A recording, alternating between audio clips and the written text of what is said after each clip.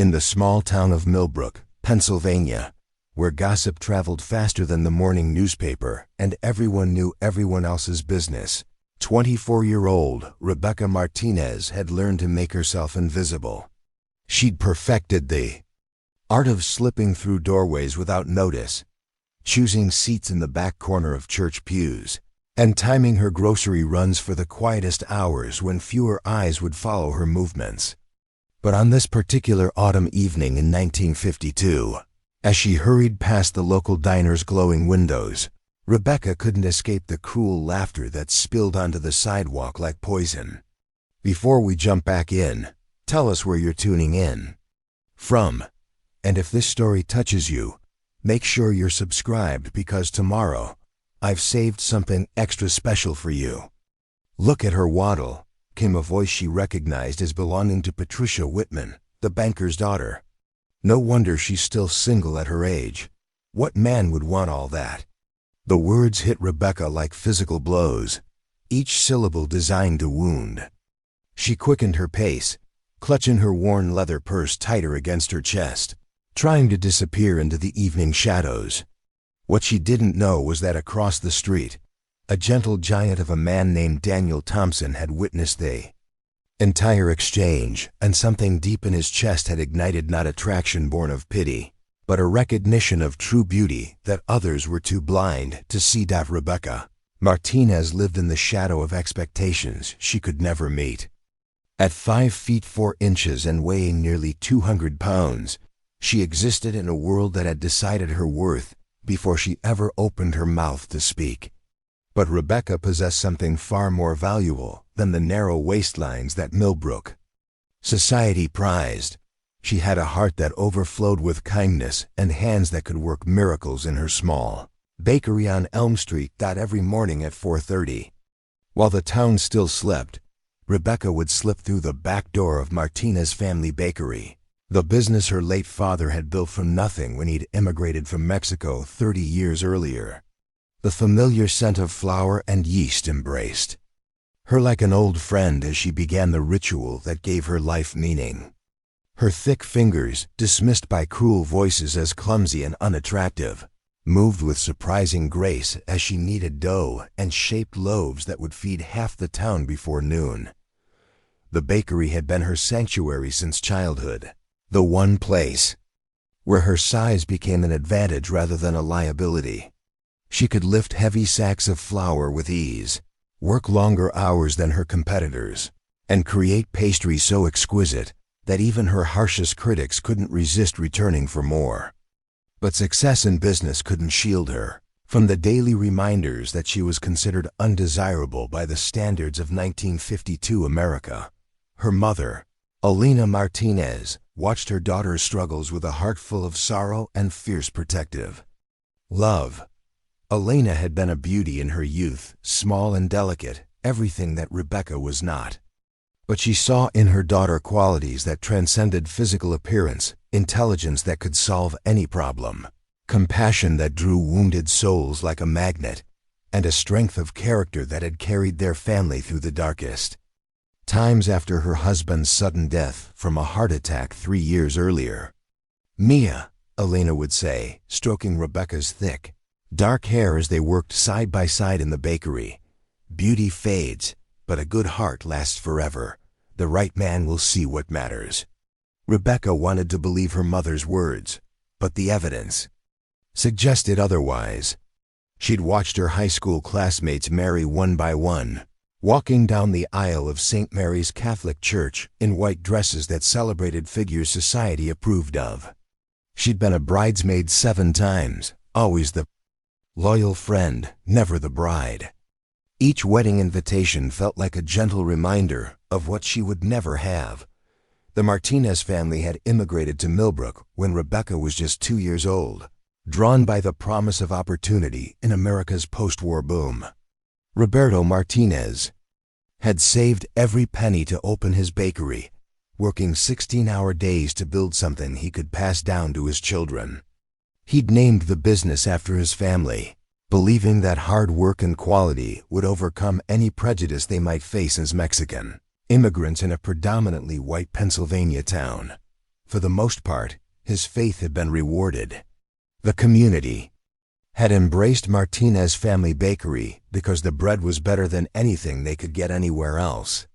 Roberto's recipes, passed down through generations of his family, created magic in the ovens. But acceptance of their business didn't always translate to acceptance of their daughter. Rebecca had grown up feeling caught between two worlds. At home, she was cherished and valued, surrounded by the warmth of her parents' love and the rich traditions of their Mexican heritage.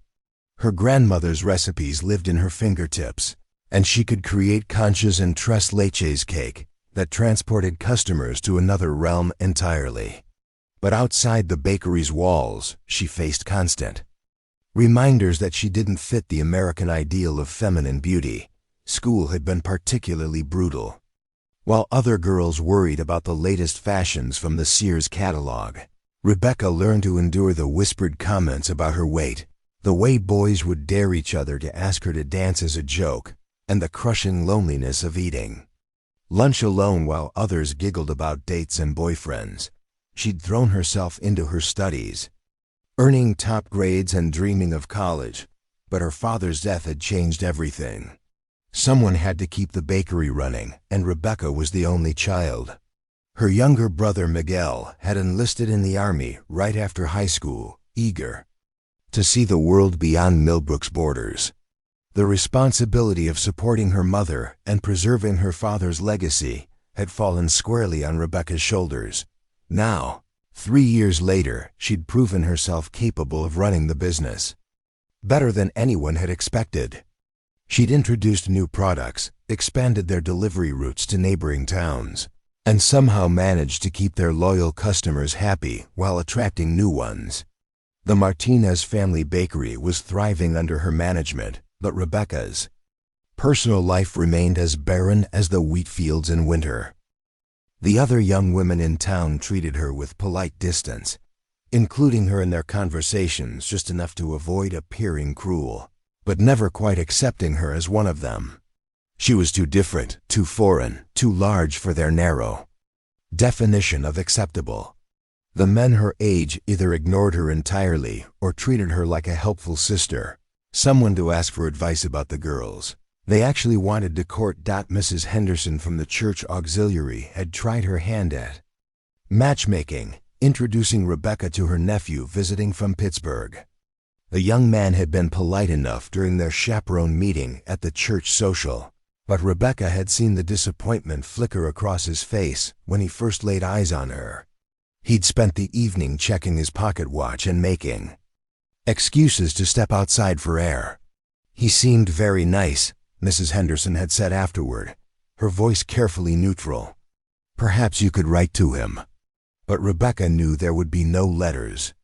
She'd learned to read the signs, the way men's eyes would slide past her when they entered the bakery, focusing on the pastries rather than the person who'd created them. The way conversations would die when she approached groups of her peers. After Sunday Mass, the way wedding invitations always included her name alone, never Rebecca Martinez and guest. The loneliness had become a physical ache in her chest, a constant companion that she carried through her daily routines. She'd watch young couples walking hand in hand down Main Street and wonder what it would feel like to have someone choose her, to have someone think she was beautiful just as she was. But those thoughts felt as impossible as touching the stars. Her mother worried constantly, though she tried to hide it. Elena would catch Rebecca staring out the bakery window with sad eyes, watching other people's happiness from a distance. She'd seen how her daughter's shoulders had begun to curve inward, as if she were trying to take up less space in the world. The vibrant girl who'd once filled their home with laughter was slowly dimming, worn down by years of rejection and cruel comments. "You work too hard, Mia," Elena would say, watching Rebecca stay late to perfect a new recipe or reorganize the storage room. "You need to get out, meet people, have some fun." But where could she go? The town's social events were minefields of potential humiliation. The church dances where she'd stand against the wall, pretending not to care that no one asked her to dance. The community picnics where she'd help serve food while other young women were courted by eligible bachelors. The movie theater where she'd sit alone in the dark, watching love stories that felt like fairy tales meant for other people.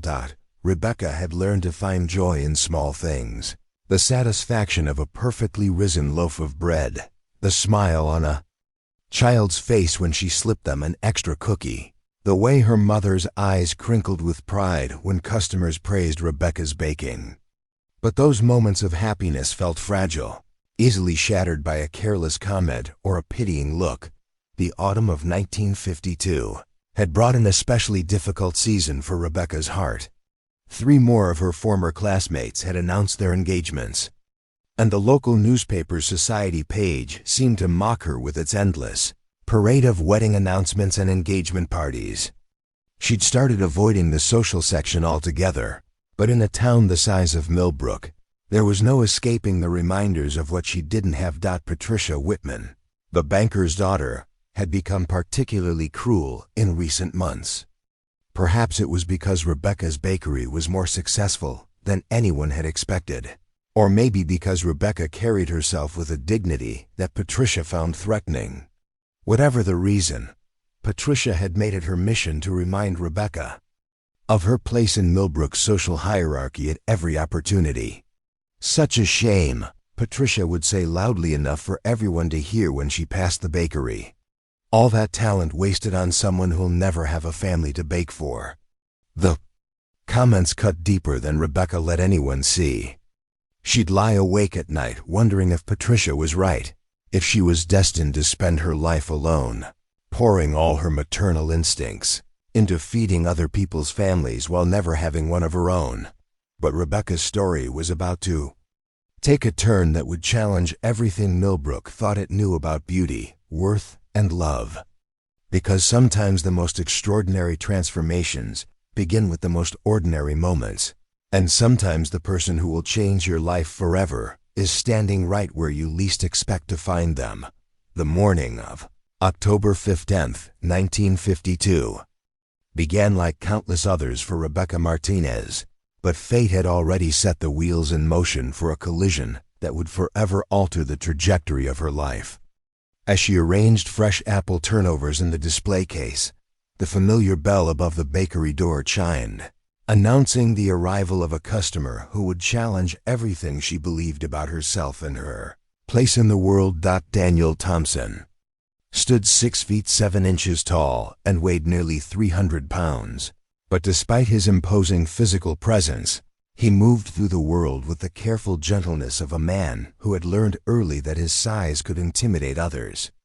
At 28 years old, he possessed hands that could span a dinner plate, and a voice so deep it seemed to rumble from the earth itself. Yet children were naturally drawn to him like moths to a warm flame.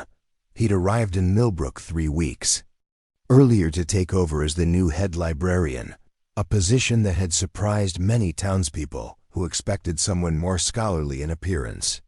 But Daniel's love of books ran deeper than most people's understanding of life itself. He'd earned his library science degree from the University of Pittsburgh while working nights at a steel mill to pay his tuition, and his thesis on rural community libraries had impressed his professors enough to recommend him for the Millbrook position when old Mr. Garrett finally retired. The truth was, Daniel Thompson had been running from his own painful past when he'd accepted the job in this small Pennsylvania town. In Pittsburgh, he'd endured years of cruel jokes about his size, colleagues who treated him like a curiosity rather than a professional, and a series of failed romantic attempts that had left him convinced he was destined for loneliness. Women would seem interested in his intelligence and kindness until they realized how he looked standing beside them, how people stared when they walked together down the street. Preparing and narrating this story took us a lot of time, so if you are enjoying it, subscribe to our channel. It means a lot to us. Now back to the story. His previous position at the Carnegie Library had become unbearable after the incident with Miss Collins, a petite blonde librarian who'd initially seemed delighted by his attention. They'd shared lunches and long conversations about literature, until the day she'd introduced him to her friends at a library conference. The embarrassment in her eyes when she'd seen their shocked expressions had been unmistakable. Within a week, she'd requested a transfer to another branch, claiming she needed a change of scenery but avoiding his eyes when she said goodbye. Daniel had thrown himself into his work after that, cataloging books and helping patrons while nursing. The growing conviction that he was simply too much for most people to handle. His size made others uncomfortable, his deep voice startled children until they got used to him, and his gentle nature seemed at odds with what people expected from someone who looked like he could wrestle bears for entertainment. But Millbrook offered him something Pittsburgh never had, the chance to start fresh where nobody knew his history of rejection and disappointment. The library board had hired him based on his credentials and his passionate letters about bringing literature to underserved communities. They'd seemed genuinely pleased with his ideas for expanding the children's reading program and creating adult literacy classes for the immigrant families who struggled with English. His first 2 weeks in town had gone smoothly enough. He'd found comfortable lodging at Mrs. O'Brien's boarding house, where the elderly Irish widow treated him like the grandson she'd never had, fussing over his meals and making sure his room stayed warm enough for his large frame. The library staff, 3 middle-aged women who'd worked there for decades, had welcomed him with professional courtesy and seemed impressed by his organizational skills and his gentle way with difficult patrons. But Daniel hadn't ventured much into the social life of Millbrook. He'd attended Sunday services at the Methodist Church, sitting carefully in the back pew to avoid blocking anyone's view, and he'd made polite conversation with his fellow boarders at Mrs. O'Brien's dinner table. Yet he hadn't really connected with anyone until the morning he'd decided to explore the local bakery he'd heard so much about. Mrs. O'Brien had been singing the praises of Martinez Family Bakery for days, insisting that their cinnamon rolls were better than anything her own Irish mother had ever made. "That Rebecca girl has magic in her hands," she declared over breakfast. "Been running that place since her poor father passed, and doing a better job than he ever did. God rest his soul. You should try their apple turnovers, Mr. Thompson. They'll spoil you for any other pastry in Pennsylvania." Daniel had finally decided to investigate these legendary pastries on his day off, walking the 6 blocks from the boarding house to Elm Street with no expectation beyond satisfying his curiosity and his sweet tooth. He'd noticed the warm light spilling from the bakery windows and the handwritten signs advertising daily specials in both English and Spanish. The building itself was modest but well maintained, with flower boxes that still held the last autumn blooms, and a wooden sign that had been carefully repainted to preserve its welcoming appearance. But when he'd pushed open the door and stepped inside, Daniel's attention had immediately shifted from the pastries to the woman behind the counter. Rebecca was bent over a tray of fresh bread, her dark hair escaping from its neat bun to frame her face in soft tendrils. She wore a flour-dusted apron over a simple blue dress, and when she looked up at the sound of the bell, her eyes held a warmth that made something in Daniel's chest constrict with unexpected emotion. She was beautiful in a way that had nothing to do with magazine covers or movie screens. Her face was round and soft, with high cheekbones that spoke of her Mexican heritage and eyes the color of rich coffee that seemed to see straight into a person's soul. When she smiled, and she did smile, despite the obvious surprise at seeing such a large stranger in her small bakery, her entire face lit up with genuine pleasure. "Good morning," she said, her voice carrying the faintest trace of an accent that made the simple greeting sound like music. "Welcome to Martinez Family Bakery. Is there something special I can help you find today?" Daniel found himself momentarily speechless, not because of her size, which he barely noticed, but because of the kindness radiating from her like heat from a well-tended fire. In a world that had taught both of them to expect rejection, they stood looking at each other with the mutual recognition of souls who understood what it meant to be judged by appearances rather than character. "I've heard wonderful things about your apple turnovers," he managed to say, his deep voice softer than usual. Mrs. O'Brien at the boarding house speaks of them like they're works of art. Rebecca's smile widened, and Daniel caught a glimpse of the confident, capable woman who existed beneath the shy exterior. Mrs. O'Brien is one of our most loyal customers, she said, moving toward the display case with graceful efficiency. She's also one of our most honest critics, so if she's recommending the turnovers, you can trust they're worth trying. As she selected 2 perfect pastries and wrapped them in wax paper, Daniel found himself studying her movements with fascination. Her hands were sure and skilled, and she worked with the unconscious competence of someone who had mastered her craft. There was pride in the way she presented his purchase, and intelligence in her eyes when she calculated his change without consulting the cash register. "Are you new to Millbrook?" she asked as she handed him the package. "I don't think I've seen you before, and in a town this size, everyone knows everyone eventually." "I'm the new librarian," Daniel explained, surprised by how much he wanted to keep the conversation going. "Daniel Thompson. I started 3 weeks ago, but I'm afraid I haven't gotten out much to explore the local establishments." Something shifted in Rebecca's expression, and Daniel recognized the look of someone assessing whether a new person might be kind or cruel. He'd seen it in mirrors often enough to understand the calculation happening behind her eyes. "The library," she said thoughtfully. "I haven't been there in months, but I used to spend hours there when I was younger. Mr. Garrett always let me stay past closing time if I was in the middle of a good book." "What kind of books did you like?" Daniel asked, genuinely curious. In his experience, a person's reading preferences revealed more about their character than any amount of small talk. Rebecca's entire demeanor transformed as she began talking about literature. Her eyes sparkled with enthusiasm as she described her love for the romantic novels that the town's more proper ladies whispered about, her fascination with travel books that transported her to places she'd never seen, and her secret passion for mystery stories that challenged her to solve puzzles alongside the protagonists. "I know they're not considered serious literature," she said with a slight blush, "but I've always believed that any book that makes you think or feel or dream is valuable, regardless of what the literary critics might say." Daniel felt his heart rate quicken as he realized he was talking to someone who truly understood the transformative power of stories. "I couldn't agree more," he said earnestly.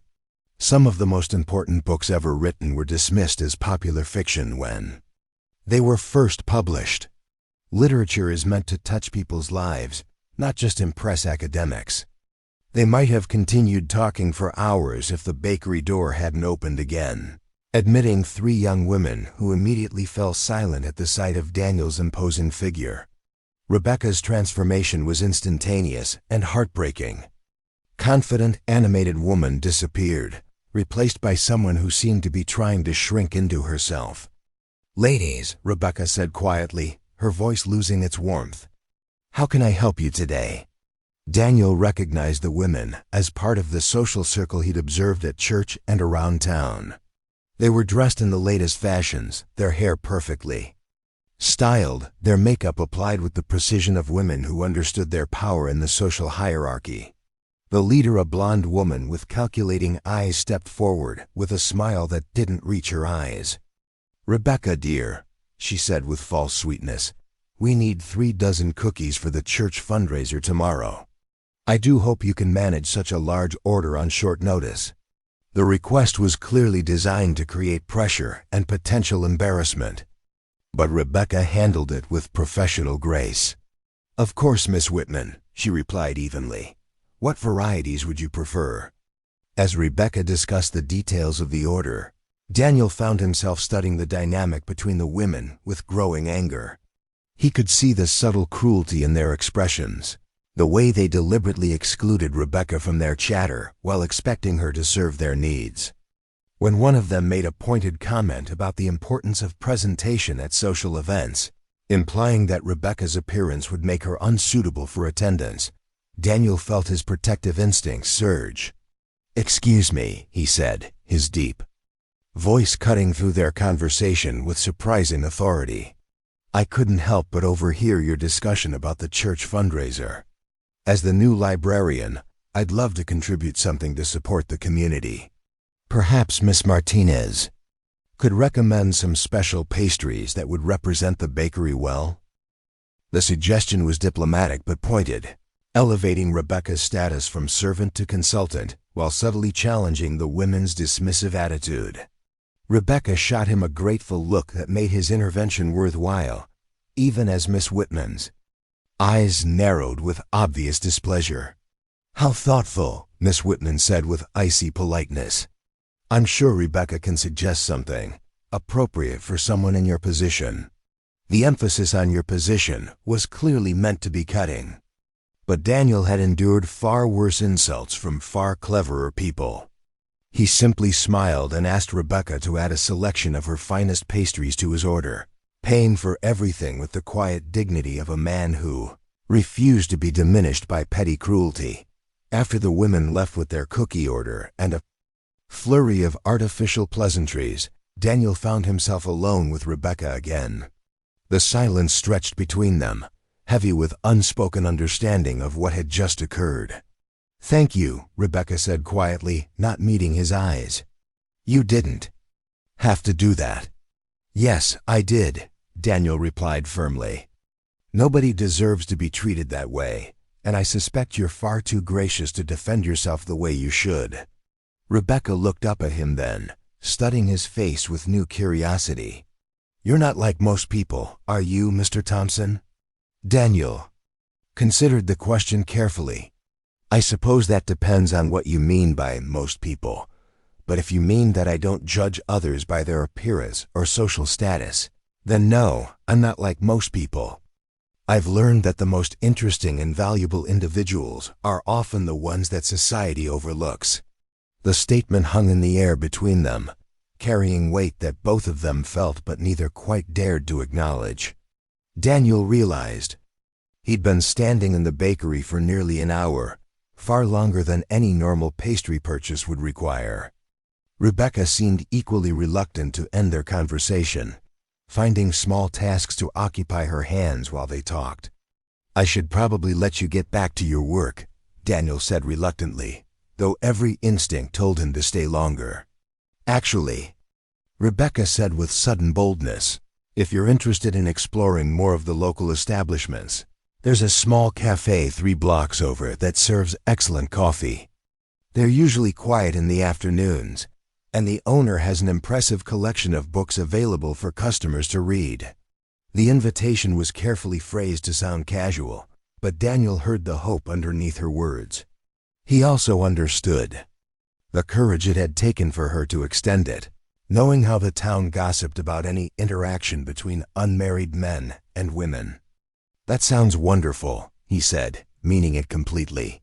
"Would tomorrow afternoon be convenient? I'm usually free after 3 o'clock. Rebecca's smile was radiant as she agreed to meet him at Henderson's Cafe the following day. As Daniel left the bakery with his pastries and his lifted spirits, he found himself walking differently, with more confidence, more purpose, more hope than he'd felt in years out behind him. Rebecca watched through the window until his tall figure disappeared. Around the corner, her heart beating faster than it had since she was a schoolgirl with her first crush. For the first time in her adult life, someone had really seen her, and hadn't found her wanting. Someone had stood up for her dignity when she couldn't stand up for herself. The apple turnovers, when Daniel finally tasted them later that evening, were indeed works of art, but they were nothing compared to the sweetness of possibility that had entered his life along with them. Henderson's Cafe occupied a narrow building wedged between the town's only drugstore and a small clothing boutique that catered to Millbrook's more fashionable residents. The establishment had survived the Depression through sheer stubbornness and excellent coffee, though its clientele consisted mainly of older gentlemen who gathered each morning to solve the world's problems over Danish pastries and endless refills. Rebecca arrived 10 minutes early, her hands trembling slightly as she smoothed her best dress. deep green wool that her mother had helped her sew the previous Christmas. She'd spent an hour that morning debating whether to wear it, knowing that the color brought out her eyes but also accentuated her curves in ways that might attract unwanted attention. The decision to meet Daniel had required every ounce of courage she possessed, and now, sitting in a corner booth with a cup of coffee growing cold between her hands, she wondered if she'd made a terrible mistake. The cafe's owner, Harold Henderson, had raised his eyebrows when she'd requested the table in the back corner, the one partially hidden from the street view by a strategically placed bookshelf.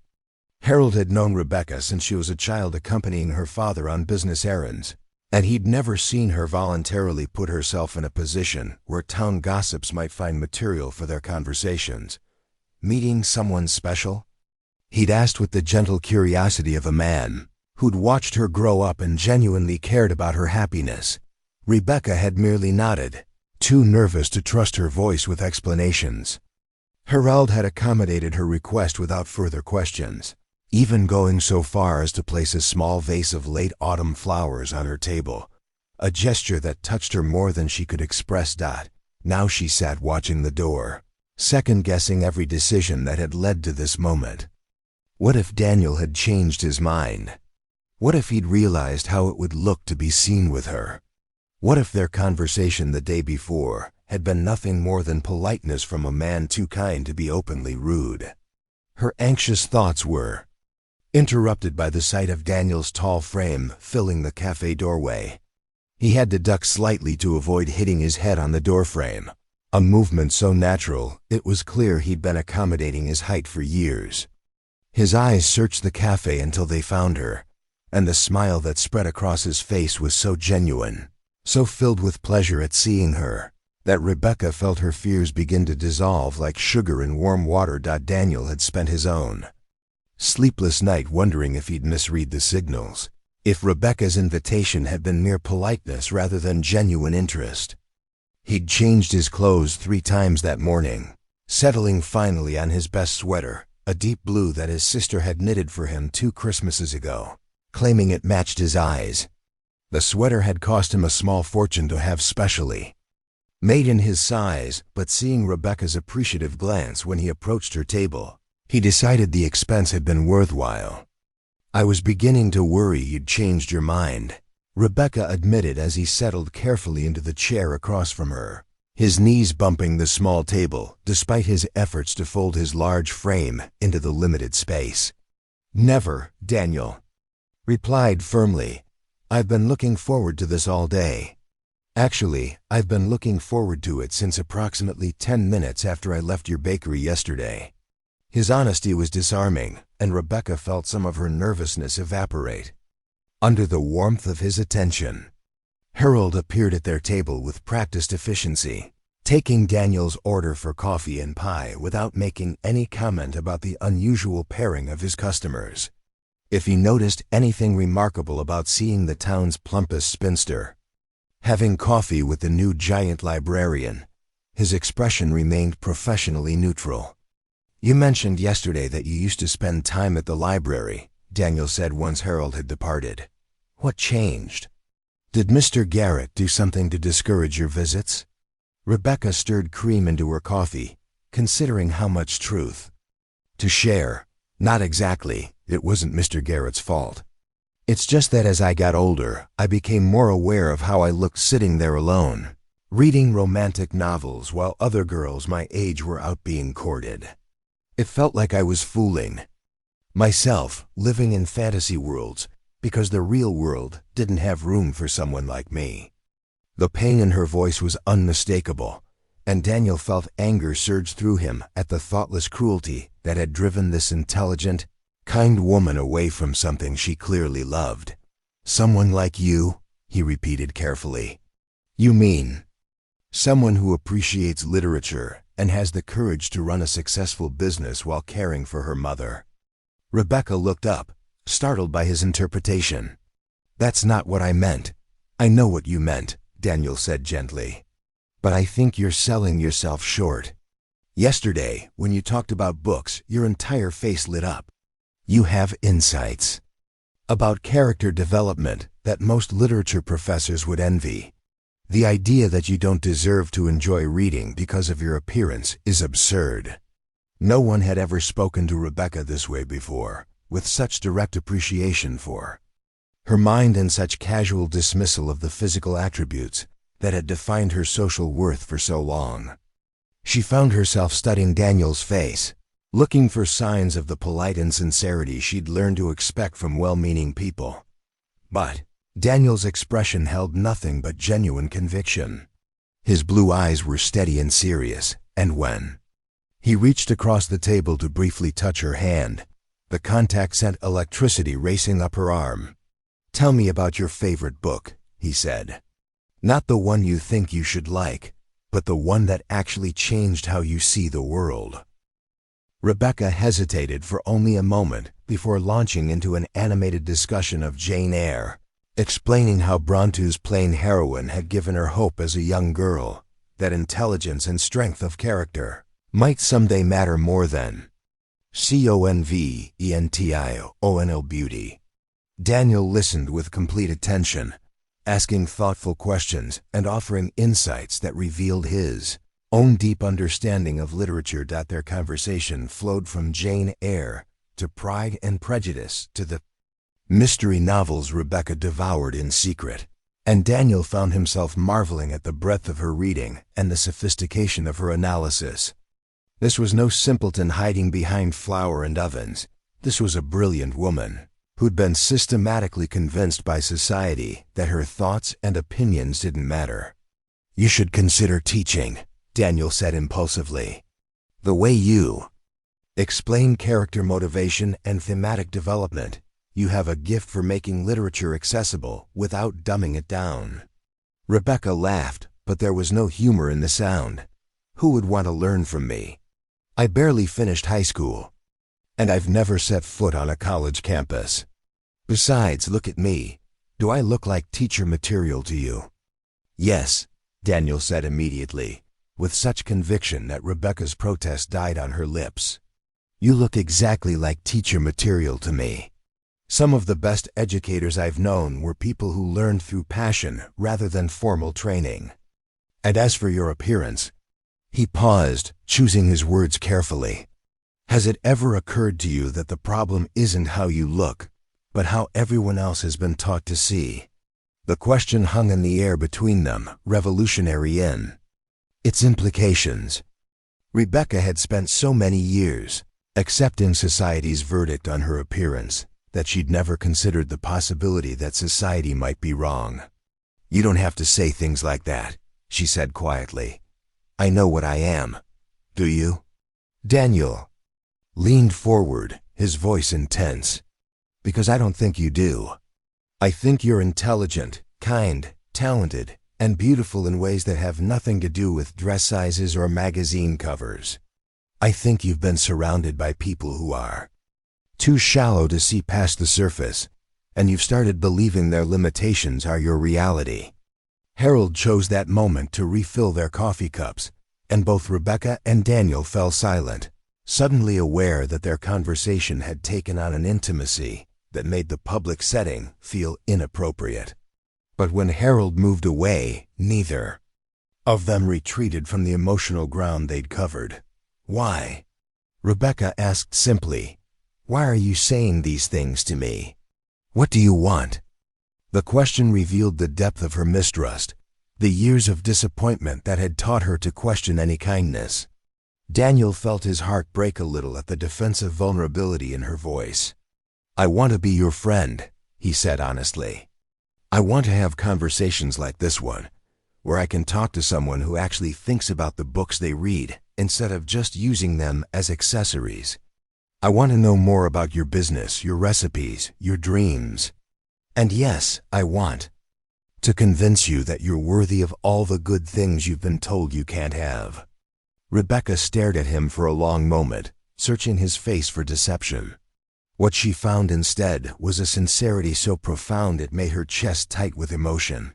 "Friends," she repeated, testing the word. "I'd like that." Daniel's smile was radiant. "Good. In that case, I have a proposition for you." The library has a small budget for community programming, and I've been wanting to start a book discussion group. Would you consider helping me organize it? Your insights yesterday convinced me that you'd be perfect for helping people discover the joy of reading. The offer was so unexpected, so far beyond anything Rebecca had imagined for herself, that she could only stare at him in shock. You're serious? Completely serious. I've already talked to the library board about expanding our community outreach, and they're enthusiastic about any programs that might increase circulation. You could help select the books, lead discussions, maybe even recommend titles to reluctant readers based on their interests. Rebecca's mind raced with possibilities. The idea of being involved with literature again, of having her opinions valued and sought after, was intoxicating. But practical concerns quickly intruded. People wouldn't come, she said finally. Not if I was involved. I'm not exactly a respected figure in this community. Then let's change that, Daniel said firmly. Respect is earned, and you've already earned it through your business success and your character. Some people just need their eyes opened to what's been in front of them all along. Over the next hour, Daniel outlined his vision for the book club with infectious enthusiasm. He'd researched successful programs in other small communities and had ideas for making literature accessible to people who might be intimidated by formal academic approaches. Rebecca found herself contributing suggestions and refinements, her excitement growing as she realized how much she had to offer such a program. We could start with shorter works, she suggested. Maybe some O. Henry stories or selected poems. Something people could finish between meetings so they wouldn't feel overwhelmed. Brilliant, Daniel agreed. And we could meet here in the cafe, rather than at the library. More informal, less intimidating. Harold, who'd been eavesdropping shamelessly while pretending to clean nearby tables, cleared his throat. If you folks are planning some kind of book club, I'd be happy to provide the space free of charge. Business is slow in the evenings anyway, and intellectual conversation might class up the joint. Rebecca and Daniel exchanged delighted glances. The project was taking on a life of its own, and Rebecca felt a thrill of possibility she hadn't experienced in years. As the afternoon wore on, their conversation expanded beyond books to cover their childhoods, their dreams, their fears, and their observations about the small-town dynamics that shaped their daily lives. Daniel told her about growing up as the largest child in his class, about the scholarship that had allowed him to attend university, about his struggles to find acceptance in his chosen profession. Rebecca shared stories of her father's immigrant journey, her mother's sacrifices, and the weight of preserving a family legacy while feeling like an outsider in her own community. They discovered shared passions. Beyond literature, both loved classical music, though neither had anyone to attend concerts with. Both enjoyed solving puzzles and brain teasers. Both had complicated relationships with their appearances and their places in society, though from different angles. You know, Daniel said as the afternoon shadows began to lengthen, I've lived in 3 different cities, attended university, worked in prestigious institutions, and I can honestly say this is the best conversation I've ever had. Rebecca felt warmth spread through her chest at his words. Really? Really? Most people are so concerned with saying the right thing or impressing others that they never actually communicate. You're refreshingly honest about who you are and what you think. Maybe that's because I've never had to worry about impressing anyone, Rebecca said with a self-deprecating smile. There's freedom in knowing you're already considered hopeless. You're not hopeless, Daniel said firmly. You're extraordinary, and I intend to prove it to you, even if it takes years. The casual mention of years in their future together sent a flutter through Rebecca's stomach. She wasn't naive enough to read romantic intentions into his words, but the idea that someone as accomplished and kind as Daniel Thompson wanted her friendship for the long term was more precious than any romantic gesture could have been. As they prepared to leave the cafe, Daniel walked her to the corner where their paths diverged, his toward the boarding house, hers toward the bakery where she'd promised to help her mother with the evening's baking. "Same time next week?" he asked hopefully. "Yes," Rebecca replied without hesitation. "And Daniel, thank you. For today, for the book club idea, for seeing me differently than I see myself." Daniel smiled down at her, and for a moment Rebecca felt beautiful under the warmth of his regard. "Thank you for letting me see you at all. Most people never get past my size to discover whether I have anything interesting to say." As Rebecca walked home, her steps felt lighter than they had in years. Behind her, Daniel stood watching until she disappeared around the corner, already looking forward to their next meeting and the gradual revelation of all the wonders hidden beneath Millbrook's surface prejudices. The book club would be just the beginning. Daniel had found someone worth fighting for, and Rebecca had found someone who believed she was worth the effort. Neither of them fully understood yet how profoundly their lives were about to change, but both felt the stirring of possibilities that had seemed impossible just days before. In the warm yellow light of Henderson's cafe, two lonely souls had discovered they might not have to face the world alone after all. The first meeting of the Millbrook Literary Society took place on a crisp November evening 3 weeks after Rebecca and Daniel's initial planning session at Henderson's cafe. Word had spread through the community with the peculiar velocity that only small-town gossip could achieve, though reactions had been decidedly mixed. Some residents expressed genuine interest in joining a book discussion group, while others whispered about the appropriateness of the town's most eligible spinster collaborating so closely with the mysterious new librarian. Rebecca had spent the entire day before the inaugural meeting in a state of nervous energy that even her mother's calming presence couldn't soothe. She'd rearranged the display cases at the bakery 4 times, reorganized her recipe files twice, and cleaned surfaces that were already spotless. The prospect of standing before a group of her peers and leading a literary discussion felt simultaneously thrilling and terrifying. "Mia, you're going to wear a hole in the floor with all that pacing," Elena observed from her position at the mixing counter where she was preparing dough for the next morning's bread. "This book club, it's a good thing. Why are you so worried?" Rebecca paused in her restless movement, pressing her palms against the cool surface of the display case. "What if nobody comes? What if they do come, but they think I'm foolish for trying to discuss literature? What if Patricia Whitman shows up just to make trouble?" Elena set down her wooden spoon and approached her daughter with the patient wisdom of a woman who had weathered many storms. "Rebecca, listen to me. For 24 years, you have hidden your light under a bushel because you were afraid of what people might think. But Daniel, he sees what I have always seen, that you have a beautiful mind and a gift for understanding people and stories. Tonight, you get to show others what we already know." The older woman's hands were gentle as she adjusted Rebecca's collar and smoothed an invisible wrinkle from her best navy dress. "Your father, God rest his soul, he always said that fear is just excitement wearing the wrong clothes. You are not afraid tonight. You are excited to share something you love with people who might learn to love it too." Elena's words provided some comfort, but Rebecca's anxiety spiked again when she arrived at Henderson's cafe 30 minutes early to help Daniel arrange the seating. Harold had pushed several small tables together to create an intimate discussion area, and the warm lamplight cast a welcoming glow over the makeshift meeting space.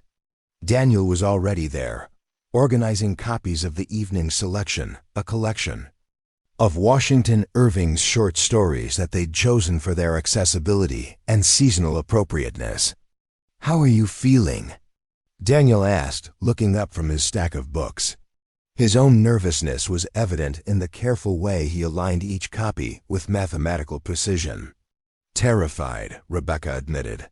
"What if this is a disaster? What if we've bitten off more than we can chew?" Daniel straightened to his full height and regarded her with the steady confidence that had become one of her favorite things about him.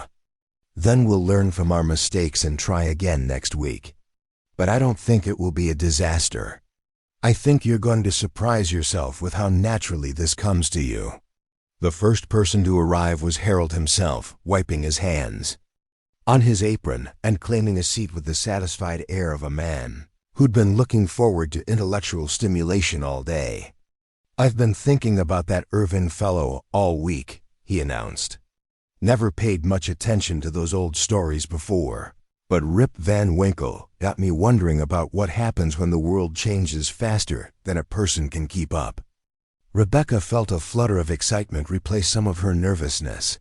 If Harold was already thinking critically about the stories, perhaps others would engage just as thoughtfully. Mrs. O'Brien appeared next, moving carefully on her arthritis-stiffened joints but determined not to miss what she called the most interesting thing to happen in Millbrook since the circus came through in 1947.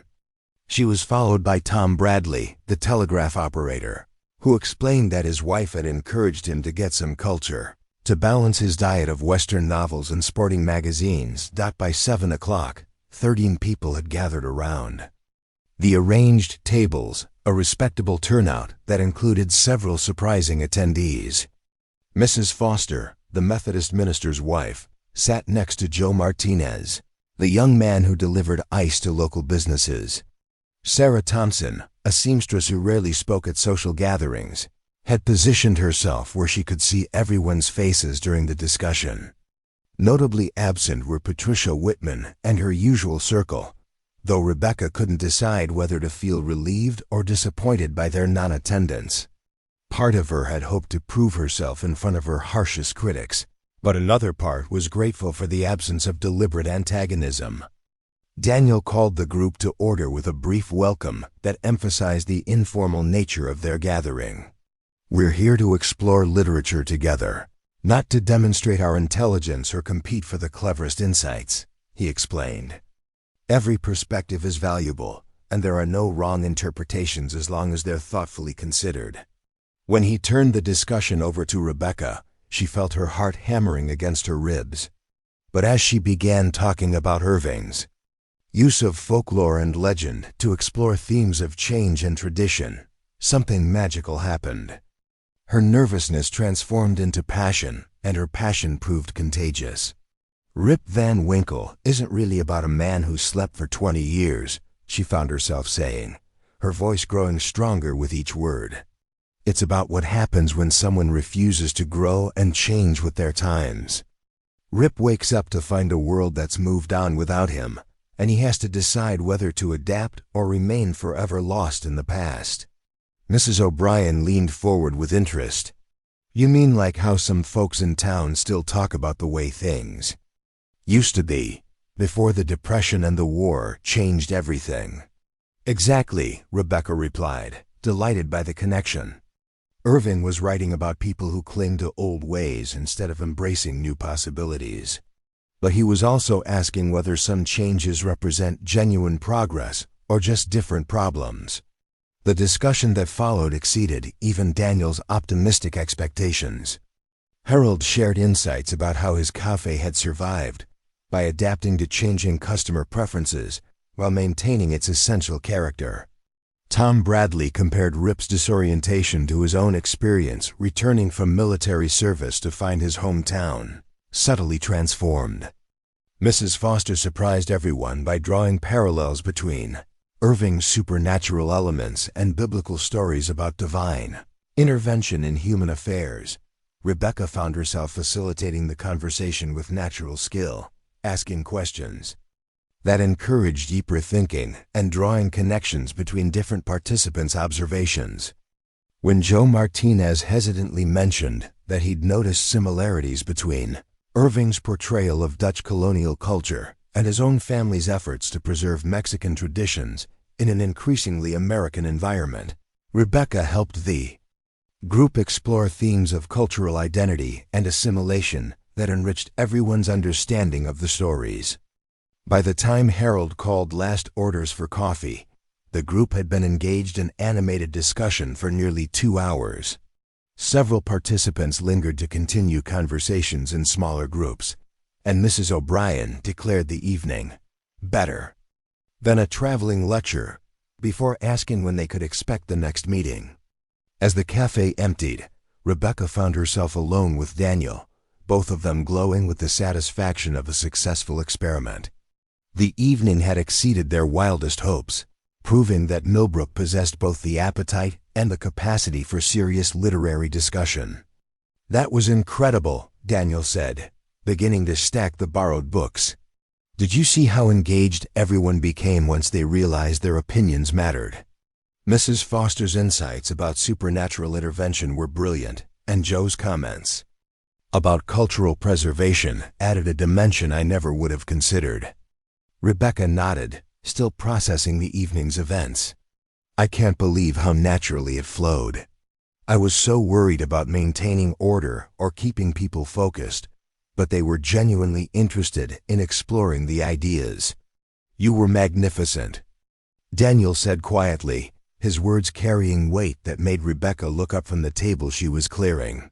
"The way you helped people connect their own experiences to Irving's themes, the way you encouraged Joe to share his perspective even though he was clearly nervous, that's a rare gift, Rebecca. You made literature come alive for people who might never have seen its relevance to their own lives." The praise was overwhelming, and Rebecca felt tears prick at her eyes. For the first time in her adult life, she'd been valued for her mind rather than tolerated despite her appearance. She'd led a group of her peers in intellectual discussion and earned their respect through her insights and facilitation skills. "Thank you," she whispered, "for believing I could do this, for giving me the chance to try." Daniel's expression was tender as he regarded her in the cafe's dim lighting. "You don't need to thank me for recognizing what was already there. You just needed the opportunity to show it." Word of the Literary Society's successful launch spread through Millbrook with remarkable speed, though reactions remained divided along predictable social lines. Rebecca noticed increased attention during her daily routines, some of it admiring, some of it skeptical, and some of it openly hostile. Mrs. Peterson, whose nephew Rebecca had met so disastrously the previous year, stopped by the bakery the following Tuesday with what appeared to be a peace offering. "I heard wonderful things about your book discussion," she said, selecting a loaf of whole wheat bread with unusual care. "Several people mentioned how knowledgeable you seemed about literature. I had no idea you were so well read." The comment was intended as a compliment, but Rebecca detected the underlying surprise that someone of her social status and appearance might possess intellectual depth. Still, she chose to interpret Mrs. Peterson's words charitably, recognizing that changing long-held perceptions required patience and grace. "I've always loved reading," Rebecca replied diplomatically. "The book club gives me a chance to share that passion with others who might enjoy exploring literature together."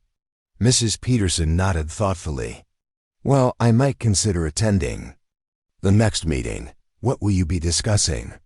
The question represented a small but significant victory. If Mrs. Peterson, a pillar of Millbrook's social establishment, was willing to consider joining their group, perhaps other influential community members might follow her lead. Not everyone's response was so encouraging. Patricia Whitman's reaction to news of the Literary Society's success was swift and cutting. She made a point of stopping by the bakery during the busiest part of Friday afternoon, when the line of customers would ensure maximum audience for her performance. "Rebecca, dear," Patricia said with her trademark false sweetness, "I heard about your little book club. How ... Ambitious of you to position yourself as some sort of intellectual authority. I'm sure people appreciate having complex literature explained in simple terms." The insult was expertly crafted to wound while maintaining plausible deniability. Patricia's tone suggested she was offering a compliment, but her words clearly implied that Rebecca's contributions were valuable only for their simplification of sophisticated material. Rebecca felt her cheeks burn, but before she could formulate a response, an unexpected voice cut through the tension. "Actually, Miss Whitman, I attended the discussion, and I found Rebecca's insights quite sophisticated." Her analysis of Irving's use of folklore to explore cultural identity was particularly illuminating. The speaker was Dr. James Hartwell, Millbrook's only physician and one of its most respected intellectuals. His validation of Rebecca's literary abilities carried weight that Patricia couldn't easily dismiss, and her expression shifted from smug satisfaction to barely concealed irritation. "How nice," Patricia replied stiffly. "I'm sure Rebecca appreciates your support." Double quotes. Dr. Hartwell smiled pleasantly. "We all appreciate good thinking, regardless of its source. Intelligence and insight aren't limited to people with particular backgrounds or appearances. In fact, some of the most profound observations come from those who've experienced life from different perspectives." The doctor's words were diplomatic but pointed, and their meaning wasn't lost on anyone present. Several customers nodded in agreement, and Patricia found herself in the unusual position of being publicly corrected by someone whose social standing exceeded her own. After Patricia's departure, Dr. Hartwell approached the counter with genuine warmth. "I meant every word I said, Rebecca. Your facilitation of that discussion was exceptional. You helped us see familiar stories in entirely new ways." The encounter marked a turning point in Rebecca's relationship with Millbrook's broader community. Over the following weeks, she noticed subtle but significant changes in how people interacted with her. Conversations lasted longer and delved deeper than mere pleasantries about weather and business. People sought her opinions on matters beyond baking, and several community members mentioned books they've been reading with obvious hope that she might offer insights. The literary society continued to grow, with attendance reaching 18 people. By their fourth meeting, the group had developed its own dynamic, with regular participants taking leadership roles in different discussions and newcomers being welcomed with genuine enthusiasm. Rebecca found herself looking forward to these evenings with an anticipation that had nothing to do with seeing Daniel and everything to do with the intellectual stimulation and sense of purpose they provided.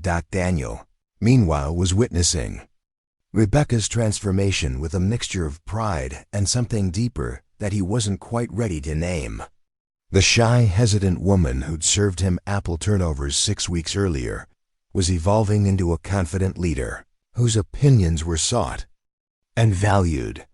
Her posture had straightened, her voice had grown stronger, and her eyes sparkled with an energy that made her beautiful in ways that transcended conventional standards.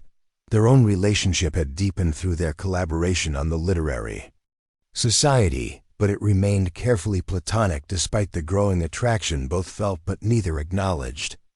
They met regularly to plan upcoming discussions, spent hours debating book selections and discussion strategies, and discovered an intellectual compatibility that made every conversation a pleasure. The boundaries of their friendship were tested. One December evening when Rebecca arrived at the library for their weekly planning session to find Daniel struggling with a stepladder that was clearly inadequate for his height. He was attempting to hang Christmas decorations in the children's section, but his size made the task both awkward and potentially dangerous. "Let me help," Rebecca said, automatically moving to steady the ladder. "I've got it," Daniel replied, stretching to reach a high corner where he wanted to hang a paper snowflake. The ladder wobbled ominously under his weight, and Rebecca instinctively wrapped her arms around his legs to provide additional stability. The position was intimate in a way that caught both of them off guard. Rebecca was acutely aware of the strength in Daniel's body, the way his muscles tensed as he worked to maintain his balance. Daniel, for his part, felt the warmth of her touch through his trousers and found himself struggling to concentrate on the simple task of hanging decorations. When he finally climbed down, they found themselves standing closer than usual, both breathing slightly harder than the situation warranted. For a moment, the air between them crackled with possibility, and Rebecca thought she saw something more than friendship in Daniel's eyes. But the moment passed without acknowledgement, both of them stepping back and focusing intently on the scattered decorations that still needed to be hung. They spent the rest of the evening working together in careful companionship, neither mentioning the brief moment of awareness that had passed between them. That night, Rebecca lay awake, wondering what might have happened if she'd been brave enough to acknowledge the attraction she felt. Daniel, in his room at Mrs. O'Brien's boarding house, stared at the ceiling and fought the growing realization that his feelings for Rebecca had evolved far beyond simple friendship. The Christmas season brought new challenges and opportunities for both of them. The Literary Society decided to read Charles Dickens' A Christmas Carol for their December meeting, and Rebecca found herself drawing parallels between Scrooge's transformation and her own gradual emergence from social isolation. The discussion that emerged from their Dickens reading was one of their most engaging yet, with participants sharing personal stories of growth and change that deepened everyone's understanding of the novella's themes. Rebecca's facilitation had become so natural that she barely noticed her own skill, focusing entirely on helping others explore connections between literature and life. As 1952 drew to a close, Rebecca Martinez was a fundamentally different person than the isolated, self-doubting woman who'd served apple turnovers to a stranger 2 months earlier. She discovered abilities she didn't know she possessed, earned respect she'd never thought possible, and found purpose beyond the daily routines of running her family's bakery. The transformation was visible to everyone who knew her, but perhaps most dramatically to her mother, who watched her daughter's growing confidence with joy tempered by worry. Elena recognized that Rebecca was outgrowing the constraints that had defined her life in Millbrook, and she wondered what the future might hold for a young woman who was just beginning to understand her own potential. Change, as Rebecca had learned from discussing Irving and Dickens, was never simple or entirely comfortable. But as she looked toward the new year, she felt ready to embrace whatever transformations might come, secure in the knowledge that she possessed strength and worth that no amount of social prejudice could diminish. The gentle giant who'd entered her bakery that autumn morning had given her more than friendship and intellectual stimulation. He'd given her the gift of seeing herself through eyes unclouded by society's limitations, and that gift was transforming not just how others saw her, but how she saw herself. The crisis that would test everything Rebecca had built began with a letter that arrived on a gray January morning in 1953. Elena Martinez held the official envelope with trembling hands, recognizing the return address of Morrison and Associates, the law firm that had handled her late husband's affairs. The seal was unbroken when she passed it to Rebecca, but both women sensed that its contents would bring unwelcome news. Rebecca's hands shook as she read the formal language that essentially informed them that the bakery's lease would not be renewed when it expired in 6 months. The building's owner, Mr. Charles Morrison, had decided to sell the property to developers who planned to demolish the structure and build a modern shopping complex. The Martinez family had 30 days to respond with an offer to purchase the building at fair market value, or they would need to vacate by July 31st. How much? Elena asked quietly, watching her daughter's face pale as she reached the crucial paragraph. $15,000, Rebecca whispered. The sum might as well have been $15 million for all their ability to raise it. Even with the bakery's recent success, their savings account held barely $800, and no bank in Millbrook would extend such a large loan to a single woman without substantial collateral. The timing felt deliberately cruel. Just as Rebecca had begun to establish herself as more than the town's pitied spinster, just as the Literary Society had given her a sense of purpose and respect, this devastating blow threatened to destroy everything her family had worked to build. Without the bakery, they would have no income, no home, and no reason to remain in Millbrook. Elena sank into a chair at their small kitchen table, suddenly looking every one of her 56 years. Your father worked 16 years to make this place what it is, she said, her voice thick with unshed tears. Every improvement, every repair, Every hour of his life poured into these ovens encounters. How can they just take it away? Rebecca read the letter again, searching for some legal loophole or misunderstanding that might provide hope. But the language was clear and legally binding. Morrison had the right to terminate their lease with proper notice, and July 31st would mark exactly 20 years since Roberto Martinez had first signed his rental agreement for the small storefront on Elm Street. The irony was bitter. Roberto had chosen a lease rather than attempting to purchase the building because he believed that establishing the business was more important than owning property. He'd poured his limited resources into equipment, ingredients, and building. Customer loyalty, always planning to buy the building once the bakery was firmly established. But his death had interrupted those plans, leaving his family financially stable but not wealthy enough to handle such a massive, unexpected expense.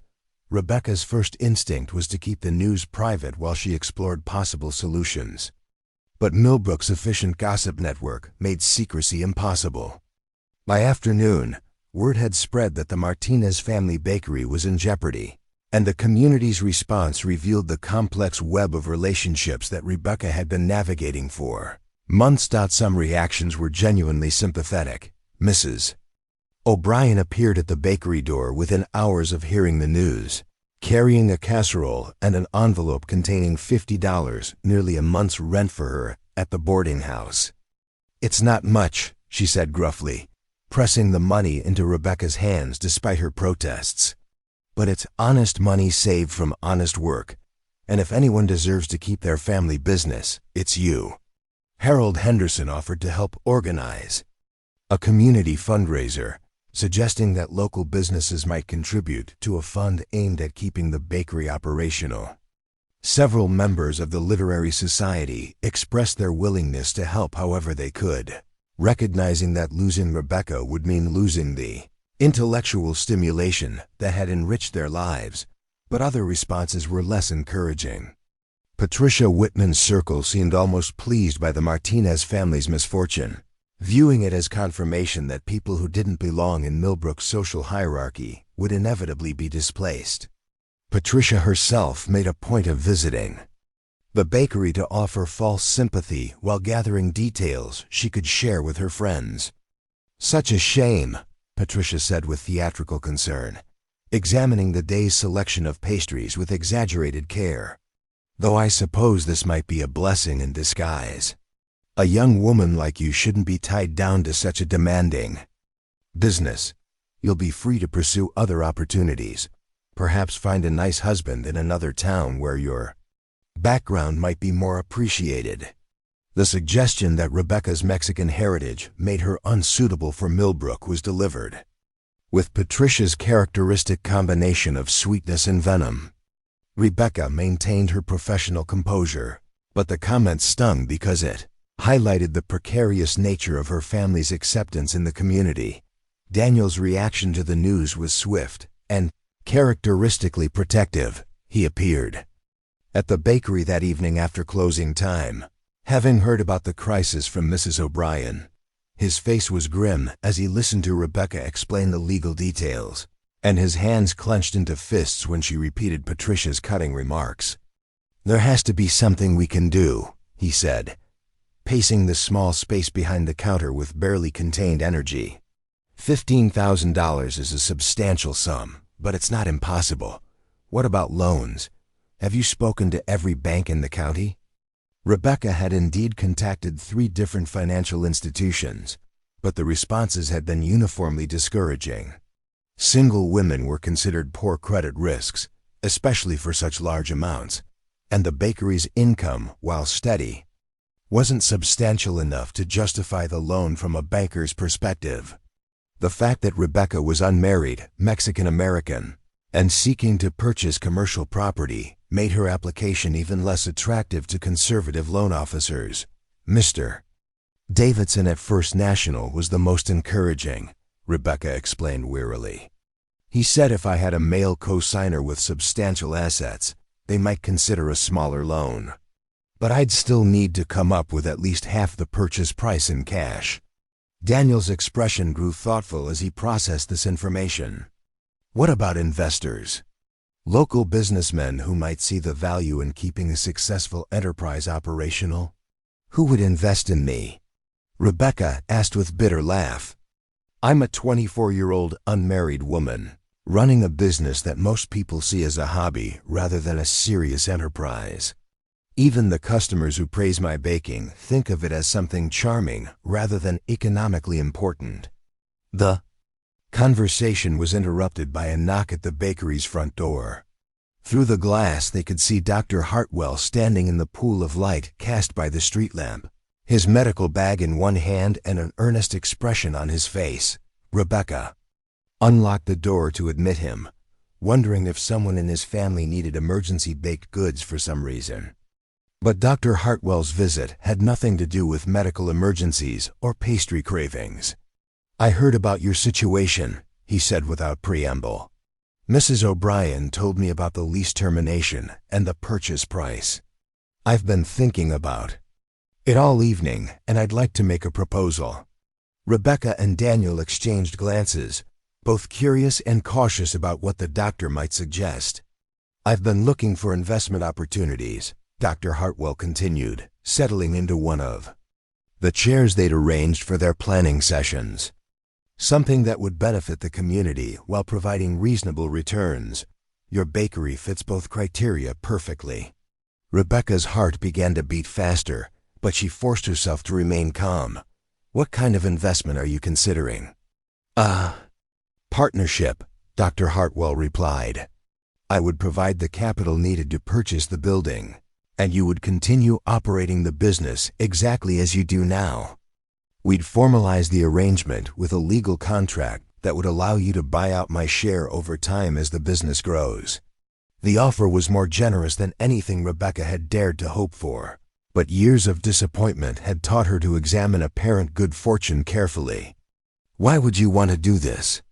What would you gain from such an arrangement? Dr. Hartwell smiled at her directness. Several things, actually. First, I believe the bakery is a sound business investment. You've increased revenue significantly since taking over, and your customer base continues to expand.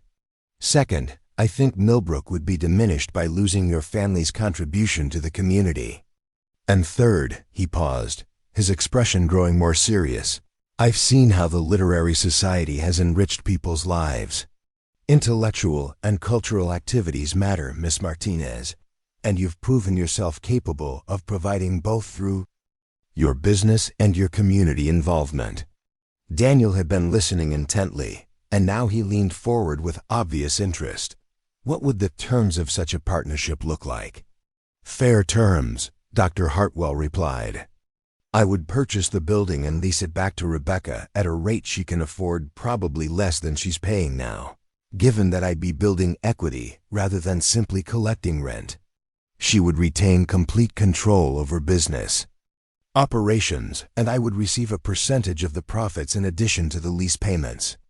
Most importantly, Rebecca would have the option to purchase my share of the building at any time, allowing her to achieve full ownership when she's financially able. Rebecca felt tears prick at her eyes as the doctor outlined his proposal. It was exactly what she needed, not charity, but a legitimate business arrangement that would preserve her family's legacy while respecting her independence and capability. I don't know what to say, she whispered. This is more than generous. It's life-changing. Say you'll consider it, Dr. Hartwell replied gently. Take time to think about the terms. Perhaps consult with a lawyer to make sure everything is properly structured. I'm not trying to rush you into anything. I just wanted you to know that losing the bakery isn't inevitable.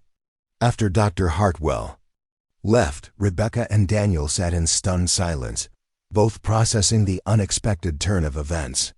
The crisis that had seemed insurmountable that morning now appeared to have a solution, but Rebecca found herself grappling with complex emotions about accepting help on such a scale. It's a good offer, Daniel said quietly. Better than good, it's exactly what you need to preserve everything your family has built. I know, Rebecca replied, but her voice carried uncertainty rather than relief. It's just ... I've worked so hard to prove that I can succeed on my own merits. Accepting Dr. Hartwell's help feels like admitting that I can't make it without rescue from a wealthy man. Daniel studied her face in the dim light of the bakery's interior. Is that really what you think this is? Rescue? Rebecca considered the question carefully. Isn't it? I mean, he's offering to solve a problem I can't solve myself. That feels like charity, even if it's structured as a business arrangement. No, Daniel said firmly. Charity would be giving you money with no expectation of return. Dr. Hartwell is proposing an investment because he believes your business is profitable and your contributions to the community are valuable. He's not rescuing you, he's recognizing your worth. The distinction was important, and Rebecca felt some of her resistance to the proposal begin to dissolve. Dr. Hartwell wasn't offering help because he pitied her situation. He was proposing a partnership because he believed in her abilities and saw economic potential in supporting her success. But even as she began to accept the logic of the arrangement, Rebecca discovered that the crisis had awakened deeper anxieties about her place in Millbrook and her relationships with the people who had become important to her.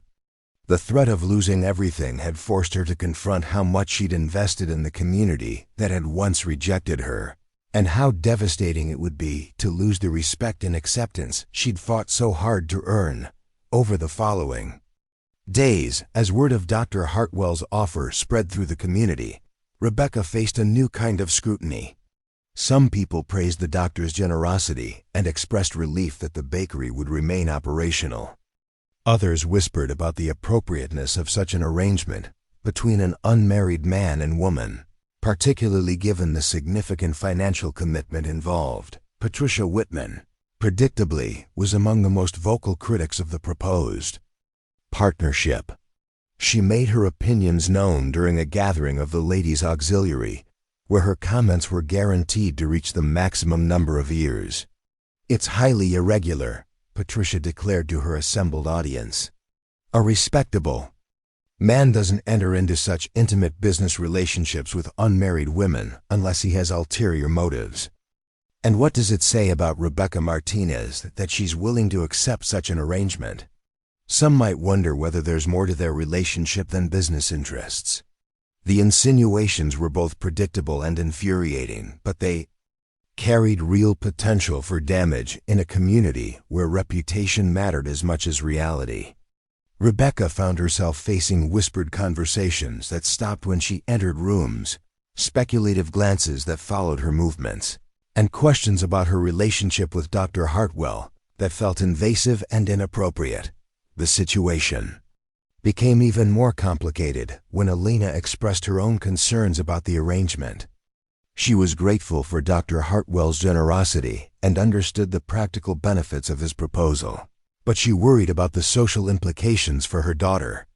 "Mia," Elena said one evening as they worked together preparing dough for the next day's bread, "I know this partnership will save the bakery, and I know Dr. Hartwell is a good man with honorable intentions. But people will talk, and not all of them will be kind. Are you prepared for what this might mean for your reputation?" Rebecca paused in her kneading, considering her mother's question. The truth was that she'd been so focused on the financial salvation the partnership represented that she hadn't fully considered the social complications it might create. "What choice do I have, Mama?" she asked finally. "Without Dr. Hartwell's help, we lose everything. With it, we keep the bakery but face gossip and speculation. I'd rather deal with whispers than lose Papa's legacy." Elena nodded slowly, understanding her daughter's reasoning even as she worried about the consequences. "Then we face it together, as we always have. But Rebecca, you must be very careful to maintain proper boundaries with Dr. Hartwell. Any hint of impropriety could destroy not just your reputation, but his as well." The warning was wise, and Rebecca took it seriously as she began working with Dr. Hartwell and his lawyer to formalize their partnership agreement. She insisted that all meetings take place in public settings or in the presence of witnesses, and she maintained scrupulous professionalism in all their interactions. But even these precautions couldn't entirely silence the gossips who seemed determined to find scandal in any relationship between an unmarried man and woman. The stress of navigating these social complexities while managing the legal and financial details of the partnership began to take its toll on Rebecca's health and emotional well-being. She found herself losing sleep, snapping at customers over minor issues, and struggling to maintain the confident demeanor she'd worked so hard to develop. Daniel noticed the changes immediately and tried to provide support without adding to the speculation about Rebecca's personal relationships. He continued their weekly planning sessions for the Literary Society, but he was careful to keep their interactions focused strictly on business. The easy intimacy that had been developing between them was temporarily set aside in favor of maintaining appearances. The situation reached a crisis point during the February meeting of the Literary Society, when Patricia Whitman made her first appearance at one of their gatherings. She arrived with two friends in tow, claiming sudden interest in intellectual discussion, but clearly intent on gathering ammunition for her ongoing campaign of innuendo and criticism.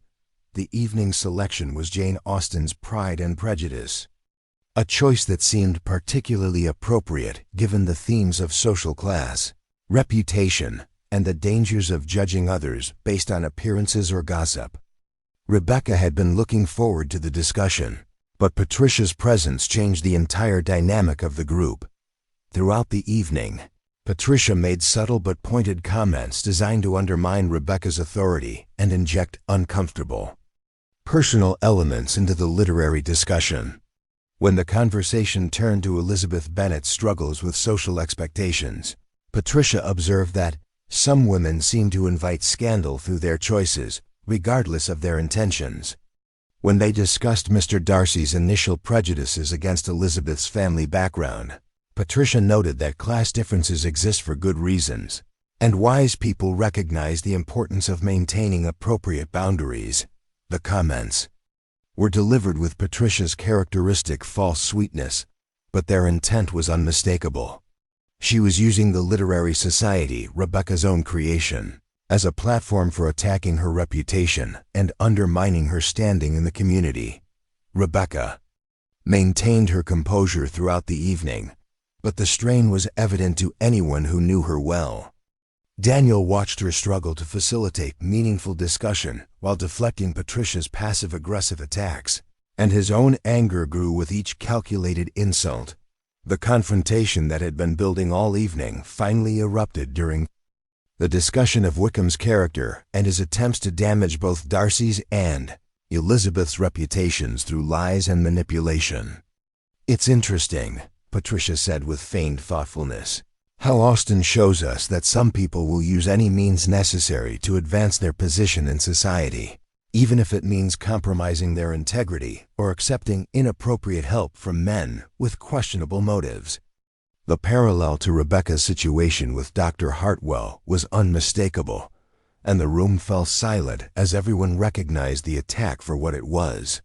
Rebecca's face flushed with anger and humiliation, but before she could formulate a response, Daniel rose to his full height and fixed Patricia with a stare that made several people in the room shift uncomfortably. "Miss Whitman," Daniel said, his deep voice carrying a tone of authority that brooked no argument, "I believe you've misunderstood Austen's purpose in creating the character of Wickham. He represents the danger of malicious gossip and false accusations, particularly when they're directed at people who lack the social power to defend themselves effectively." Patricia's eyes narrowed, recognizing that Daniel was turning her own weapon against her. "I'm sure I don't know what you mean, Mr. Thompson." "I think you do," Daniel replied calmly. "Wickham spreads lies about Darcy's character because he's jealous of Darcy's success and moral superiority. He attacks Elizabeth's reputation because he recognizes her intelligence and worth, which threaten his own sense of importance. Austen makes it very clear that such behavior reveals more about the attacker's character than about their victims. The parallel was just as obvious as Patricia's had been, but Daniel's version cast her as the villain rather than the moral authority. Several members of the group nodded in agreement, and Patricia found herself in the uncomfortable position of being publicly corrected and implicitly criticized. The remainder of the evening passed tensely, with Patricia maintaining sullen silence, while the rest of the group attempted to return to genuine literary discussion. When the meeting ended, Patricia and her friends departed quickly, but not before she delivered a parting shot designed to maintain her offensive. "Such an interesting interpretation of the novel," she said to Rebecca with venomous sweetness. "I suppose people see what they want to see in literature, just as they do in life. I do hope your business arrangements work out as well as Elizabeth Bennet's romantic entanglements." The implication that Rebecca's partnership with Dr. Hartwell was motivated by romantic rather than business considerations was the final straw. As Patricia swept toward the door, Rebecca felt something snap inside her chest, the careful control she'd maintained for weeks finally giving way to righteous anger. "Miss Whitman," Rebecca called out, her voice carrying clearly across the cafe. "I think you're right that people see what they want to see. But I also think Jane Austen would recognize the difference between someone who earns respect through hard work and kindness, and someone who tries to tear others down because they're threatened by others' success." The words were carefully chosen but unmistakably direct, and they achieved their intended effect. Patricia's face flushed red with anger and embarrassment, but she found herself unable to respond, without making her malicious intentions even more obvious than they already were. As Patricia and her friends left the cafe in icy silence, the remaining members of the literary society rallied around Rebecca with expressions of support that warmed her heart even as she shook with the aftermath of confrontation. "Well said," Dr. Hartwell commented quietly, appearing at Rebecca's side with a cup of calming tea. "Sometimes bullies need to be faced directly before they'll back down." Mrs. O'Brien was more blunt in her assessment. "That girl needed taking down a peg or two," she declared with satisfaction. "Always thought she was better than everyone else just because her daddy has money. You showed real class tonight, Rebecca, standing up to her like that." The evening marked a turning point in Rebecca's struggle with the crisis that had threatened to destroy everything she'd built. She'd faced her harshest critic directly and emerged victorious, proving to herself and others that she possessed the strength to defend her choices and her character against any attack. But more importantly, she'd demonstrated that the respect and acceptance she'd earned in Millbrook were genuine and durable.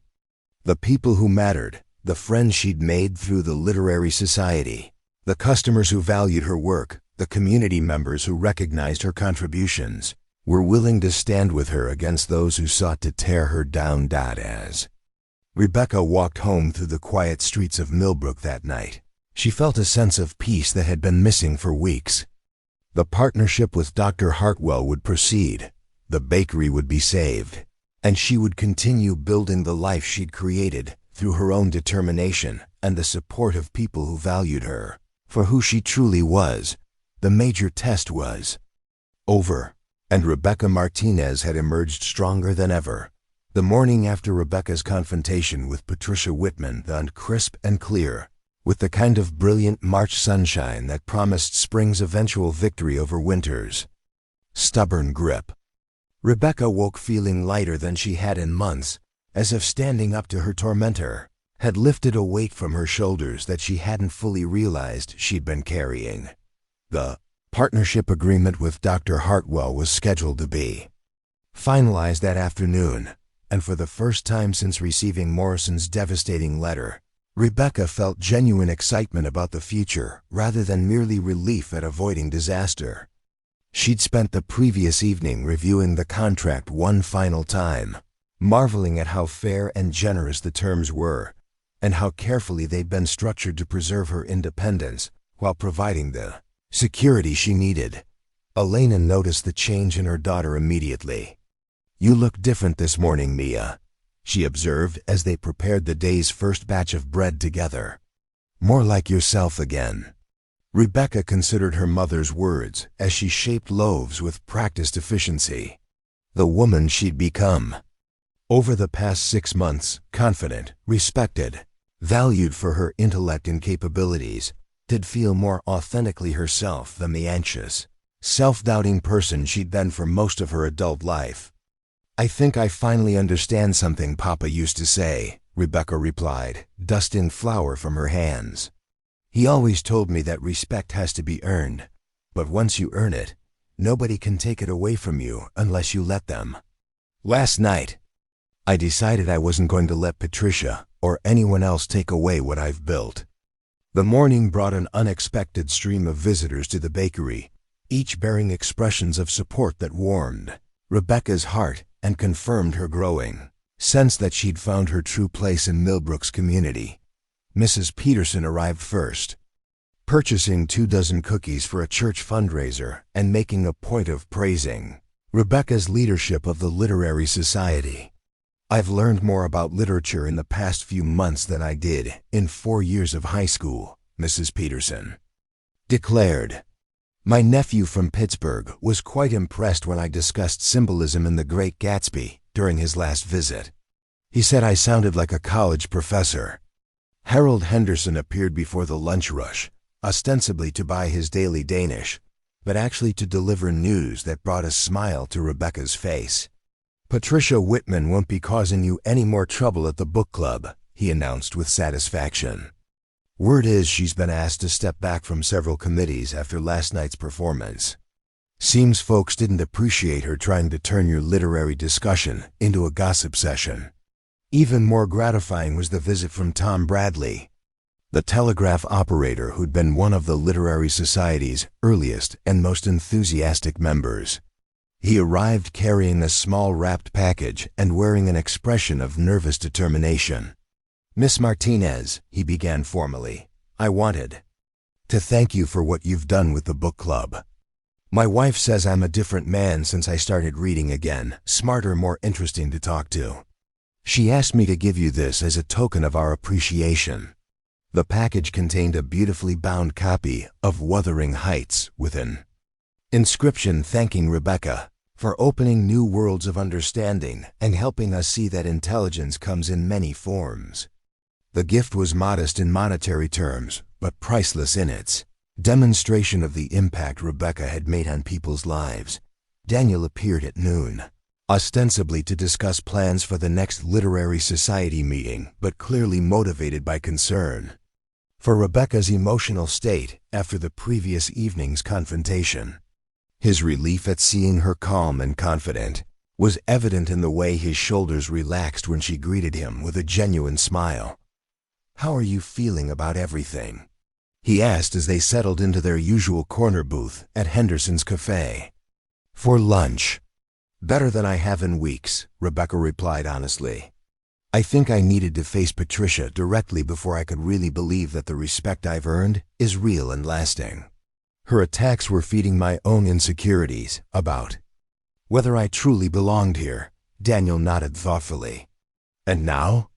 Now I know that the people whose opinions matter, people like you and Mrs. O'Brien and the members of our book club, they see value in who I am, not just what I can provide for them. That's not something Patricia or anyone else can take away." Their conversation was interrupted by the arrival of an unexpected visitor. Dr. Hartwell entered the cafe carrying a leather portfolio and wearing an expression of barely contained excitement.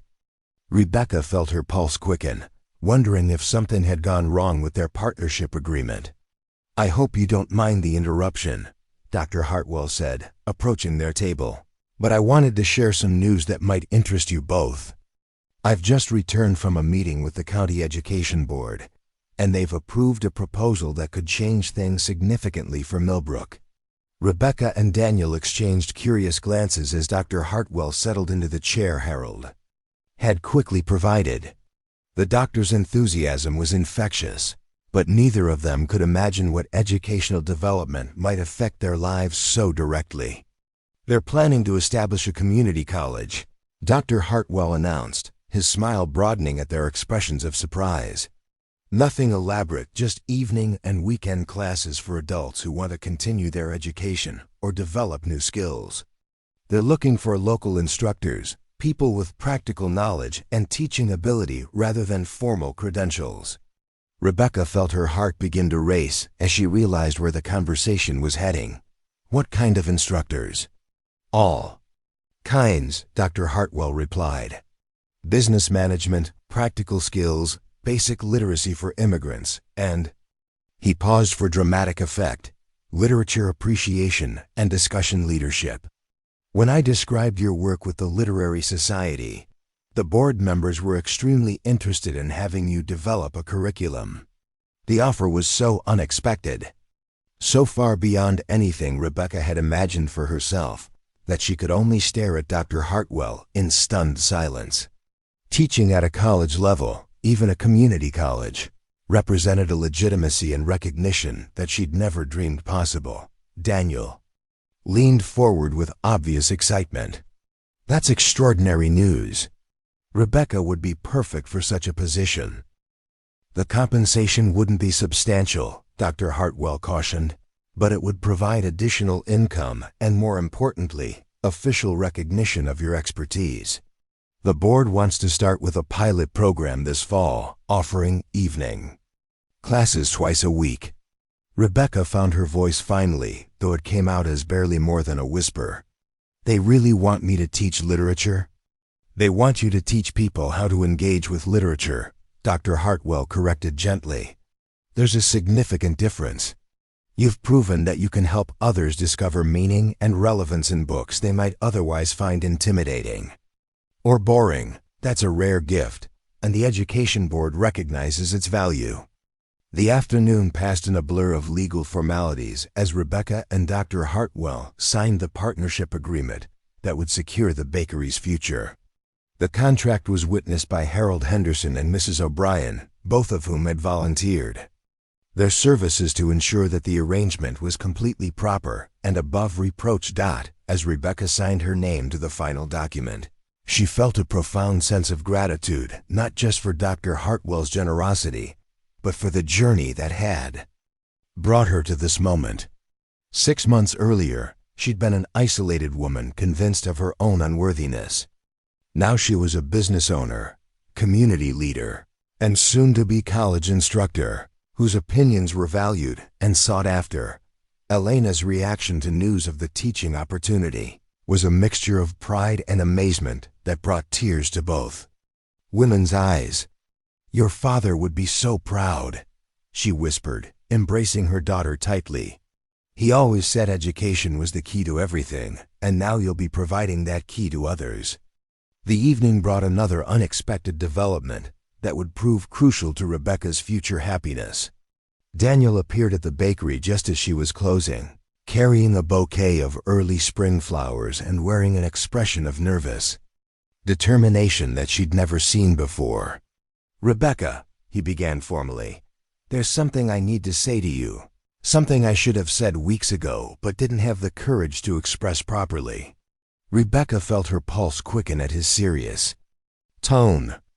Their friendship had grown deeper and more meaningful over the months, but they'd both been careful to maintain appropriate boundaries, despite the obvious attraction between them. I've been thinking about what happened last night, Daniel continued. About how you stood up to Patricia and defended yourself with such grace and strength. Watching you handle that situation made me realize how much I admire you. Not just as a friend, but as a woman I've come to care for very deeply. The words hung in the air between them, carrying implications that both thrilled and terrified Rebecca. She'd dreamed of hearing such sentiments from Daniel, but she'd also convinced herself that their difference in social standing and education made romantic involvement impossible. Daniel, she began, but he held up a hand to stop her. Please, let me finish, he said gently. I know this might seem sudden, and I know there are practical considerations that make things complicated. But I also know that I've never met anyone who challenges me intellectually, supports me emotionally, and inspires me to be better than I am the way you do. Rebecca's eyes filled with tears as she recognized the sincerity in his voice. This wasn't the polite interest of a man settling for what was available. This was genuine affection from someone who truly saw and valued her. "I don't expect an answer tonight," Daniel continued. "I just needed you to know how I feel, and to ask if you might consider the possibility of our relationship becoming something more than friendship." Rebecca studied his face in the dim light of the bakery, seeing not the intimidating giant that others feared, but the gentle, intelligent man who'd helped her discover her own worth. The barriers that had seemed so insurmountable months earlier, her appearance, her background, her social status, suddenly felt irrelevant compared to the connection they'd built through shared interests and mutual respect. "I care for you too," she said quietly. "More than I thought I had the right to care for anyone. But Daniel, are you sure? Really sure? Because once we cross this line, there's no going back to simple friendship." Daniel's smile was radiant as he stepped closer to her. "I've never been more sure of anything in my life. Rebecca Martinez, you are the most remarkable woman I've ever known, and I would be honored if you'd allow me to court you properly." The kiss that followed was gentle and tentative, a question asked and answered without words. When they finally broke apart, Rebecca felt as though her world had shifted on its axis, realigning around possibilities she'd never dared to imagine. The news of Rebecca and Daniel's courtship spread through Millbrook with predictable speed, generating reactions that ranged from genuine happiness to barely concealed disapproval. Mrs. O'Brien declared herself delighted that two such good people had found each other, while Harold Henderson offered to cater their wedding reception whenever they were ready to take that. Patricia Whitman's circle responded with predictable spite, suggesting that Daniel was settling for Rebecca out of desperation, or that Rebecca had somehow entrapped him through manipulation. But their criticism carried little weight in a community that had witnessed Rebecca's transformation and Daniel's obvious happiness. Elena's reaction was perhaps the most touching of all. She pulled Daniel aside after Sunday Mass to express her approval in terms that brought tears to his eyes. "My husband always said that the measure of a man isn't his size or his wealth, but how he treats those who have less power than he does," Elena told him quietly. "You have shown my daughter kindness and respect when others showed her cruelty and dismissal. You have helped her see her own worth when she had forgotten it. That makes you worthy of her love and worthy of my blessing." The spring of 1953 brought a series of changes that transformed not just Rebecca's personal life, but her role in Millbrook's community. The partnership with Dr. Hartwell allowed her to expand the bakery's operations, hiring 2 part-time assistants and extending their hours to accommodate increased demand. The literary society continued to grow, attracting members from neighboring towns who'd heard about their engaging discussions. Most significantly, Rebecca began preparing for her new role as a college instructor, working with Daniel to develop a curriculum that would make literature accessible to adult learners with varying educational backgrounds. Their collaboration deepened their personal relationship while showcasing their professional compatibility. The teaching opportunity also provided Rebecca with a platform to address some of the prejudices that had shaped her earlier experiences.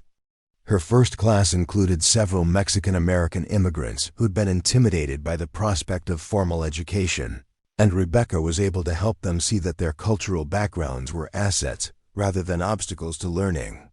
"Literature belongs to everyone," she told her students during their first meeting.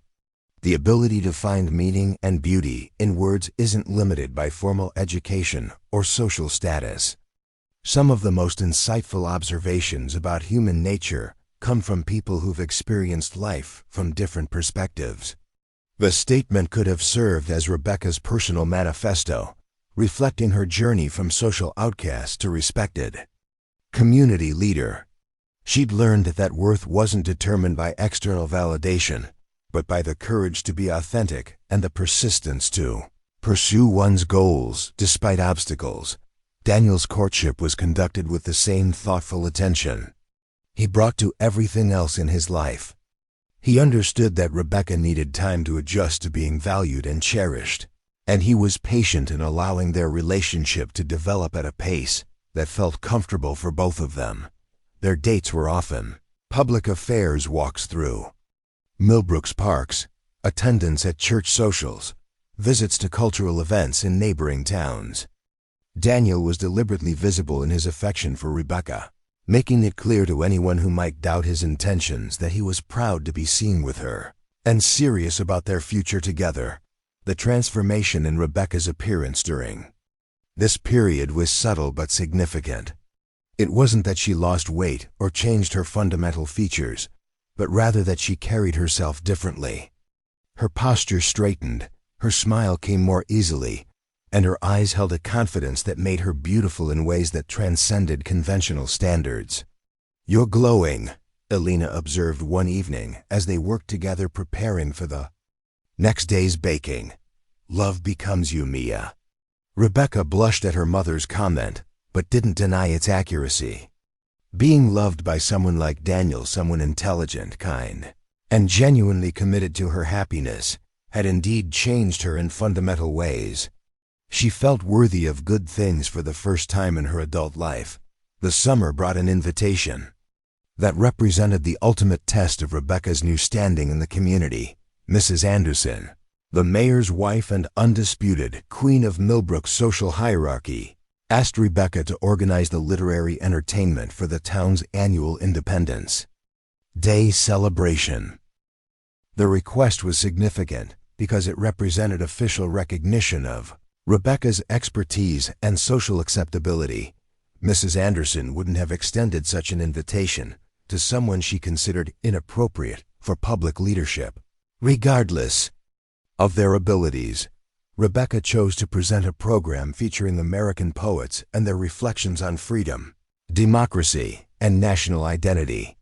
She selected works by Walt Whitman, Emily Dickinson, and Robert Frost, pieces that celebrated both individual liberty and collective responsibility. The presentation took place in Millbrook's Central Park, with Rebecca standing before an audience that included virtually every resident of the town and surrounding area.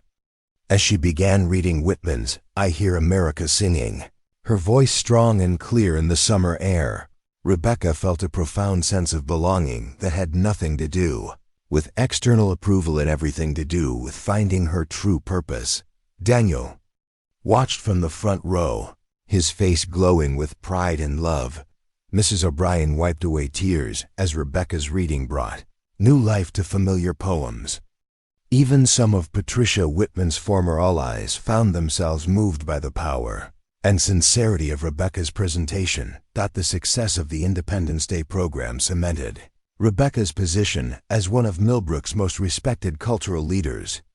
The local newspaper published a glowing review of her presentation, and she received invitations to speak at events in other communities. But perhaps the most meaningful response came from an unexpected source. Patricia Whitman approached Rebecca after the program, her expression humble and genuinely contrite. "Rebecca," Patricia said quietly, "I owe you an apology. I've treated you terribly, and I'm ashamed of my behavior. Your presentation today was beautiful, and I finally understand what others have been trying to tell me about your character and abilities." The apology was unexpected, and Rebecca sensed, genuinely felt, Patricia's humiliation after the literary society confrontation had apparently led to some serious self-reflection about her treatment of others. "Thank you for saying that," Rebecca replied graciously. "I appreciate your honesty, and I hope we can move forward as neighbors who respect each other." The reconciliation with Patricia represented the final resolution of the social conflicts that had plagued Rebecca for so long. She'd not only overcome the prejudices that had limited her opportunities, but had done so with such grace and dignity that even her harshest critics were forced to acknowledge her worth. As the summer progressed, Daniel and Rebecca's relationship deepened into something both passionate and stable. They shared intellectual interests, complementary strengths, and a vision for the future that included not just personal happiness, but continued service to their community. The proposal, when it came was perfectly suited to their relationship. Daniel arranged for them to have dinner at Henderson's Cafe, the site of their first real conversation, and as they sat in their familiar corner booth, he pulled out a simple but elegant ring. "Rebecca Martinez," he said formally, his deep voice carrying clearly across the cafe. "You've made me a better man than I ever thought I could be. You've shown me that true beauty comes from kindness, intelligence, and strength of character. Will you do me the honor of becoming my wife?" Rebecca's answer was immediate and joyful. "Yes, Daniel Thompson. I will marry you, and I will spend the rest of my life proving worthy of your love."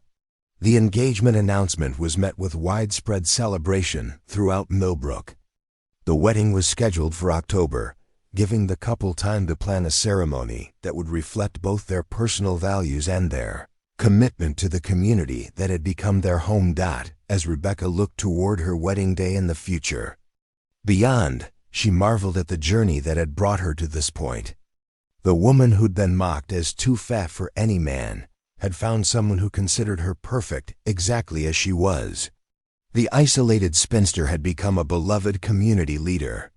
The self-doubting baker had discovered talents and abilities she'd never known she possessed. Most importantly, Rebecca had learned that transformation wasn't about changing who you were to please others, but about finding the courage to be authentically yourself, despite others' limitations. She'd discovered that love, both romantic and platonic, was available to anyone brave enough to believe they deserved it. The gentle giant who'd entered her bakery on that autumn morning had indeed changed her life forever, but not through rescue or charity. Instead, he'd given her the gift of seeing herself through eyes unclouded by prejudice, and that gift had allowed her to become the woman she'd always had the potential to be. Standing in her bakery on the evening of her engagement, surrounded by the aromas of bread and pastry that had defined her life for so long, Rebecca felt a profound sense of gratitude for every twist and turn of her journey. The mockery had taught her resilience, the rejection had taught her self-reliance, and the eventual acceptance had taught her that worth came from within rather than from external validation. Tomorrow would bring new challenges and opportunities, but Rebecca faced them with confidence, born of tested strength and love that had proven itself genuine. She'd found her place in the world not by changing who she was, but by refusing to let others define her limitations. The poor widow's story from the old, inspirational tale had ended with material security and romantic love, but Rebecca's story promised something even more valuable: a life lived authentically, purposefully, and with the unwavering knowledge that she was exactly who she was meant to be. The wedding of Rebecca Martinez and Daniel Thompson took place on a golden October afternoon in 1953, when the Pennsylvania hills blazed with autumn colors that seemed to echo the joy radiating from the bride and groom. St. Mary's Catholic Church had never hosted such an unusual ceremony, not because of any religious irregularities, but because the guest list included virtually every resident of Millbrook, regardless of their social standing, economic status, or previous opinions about the worthiness of the couple being united. Rebecca walked down the aisle on the arm of Dr. Hartwell, who had volunteered to serve as her father figure when she'd mentioned having no male relative to perform the traditional role. Her wedding dress, sewn by her mother with assistance from 3 other women in the community, was a masterpiece of simple elegance that emphasized her natural beauty. Rather than attempting to hide or minimize her figure, the dress had become something of a community project, with Mrs. Anderson contributing the silk fabric, Mrs. O'Brien providing the vintage lace trim that had belonged to her grandmother, and even the previously hostile Mrs. Davidson offering her expertise with the intricate beadwork that adorned the bodice. The collaboration represented Millbrook's transformation as much as Rebecca's own journey from outcast to beloved. Community member Daniel waited at the altar wearing his finest suit, his imposing height making him visible from every pew in the church. But anyone who looked closely could see that this gentle giant was trembling with emotion as he watched his bride approach. His eyes never left Rebecca's face, and the love shining in his expression was so profound that several wedding guests found themselves wiping away tears before the ceremony had even begun. Father Rodriguez, who had known Rebecca since childhood and had watched her struggle with the community's prejudices for years, spoke about love that transcends superficial judgments and sees the soul beneath the surface.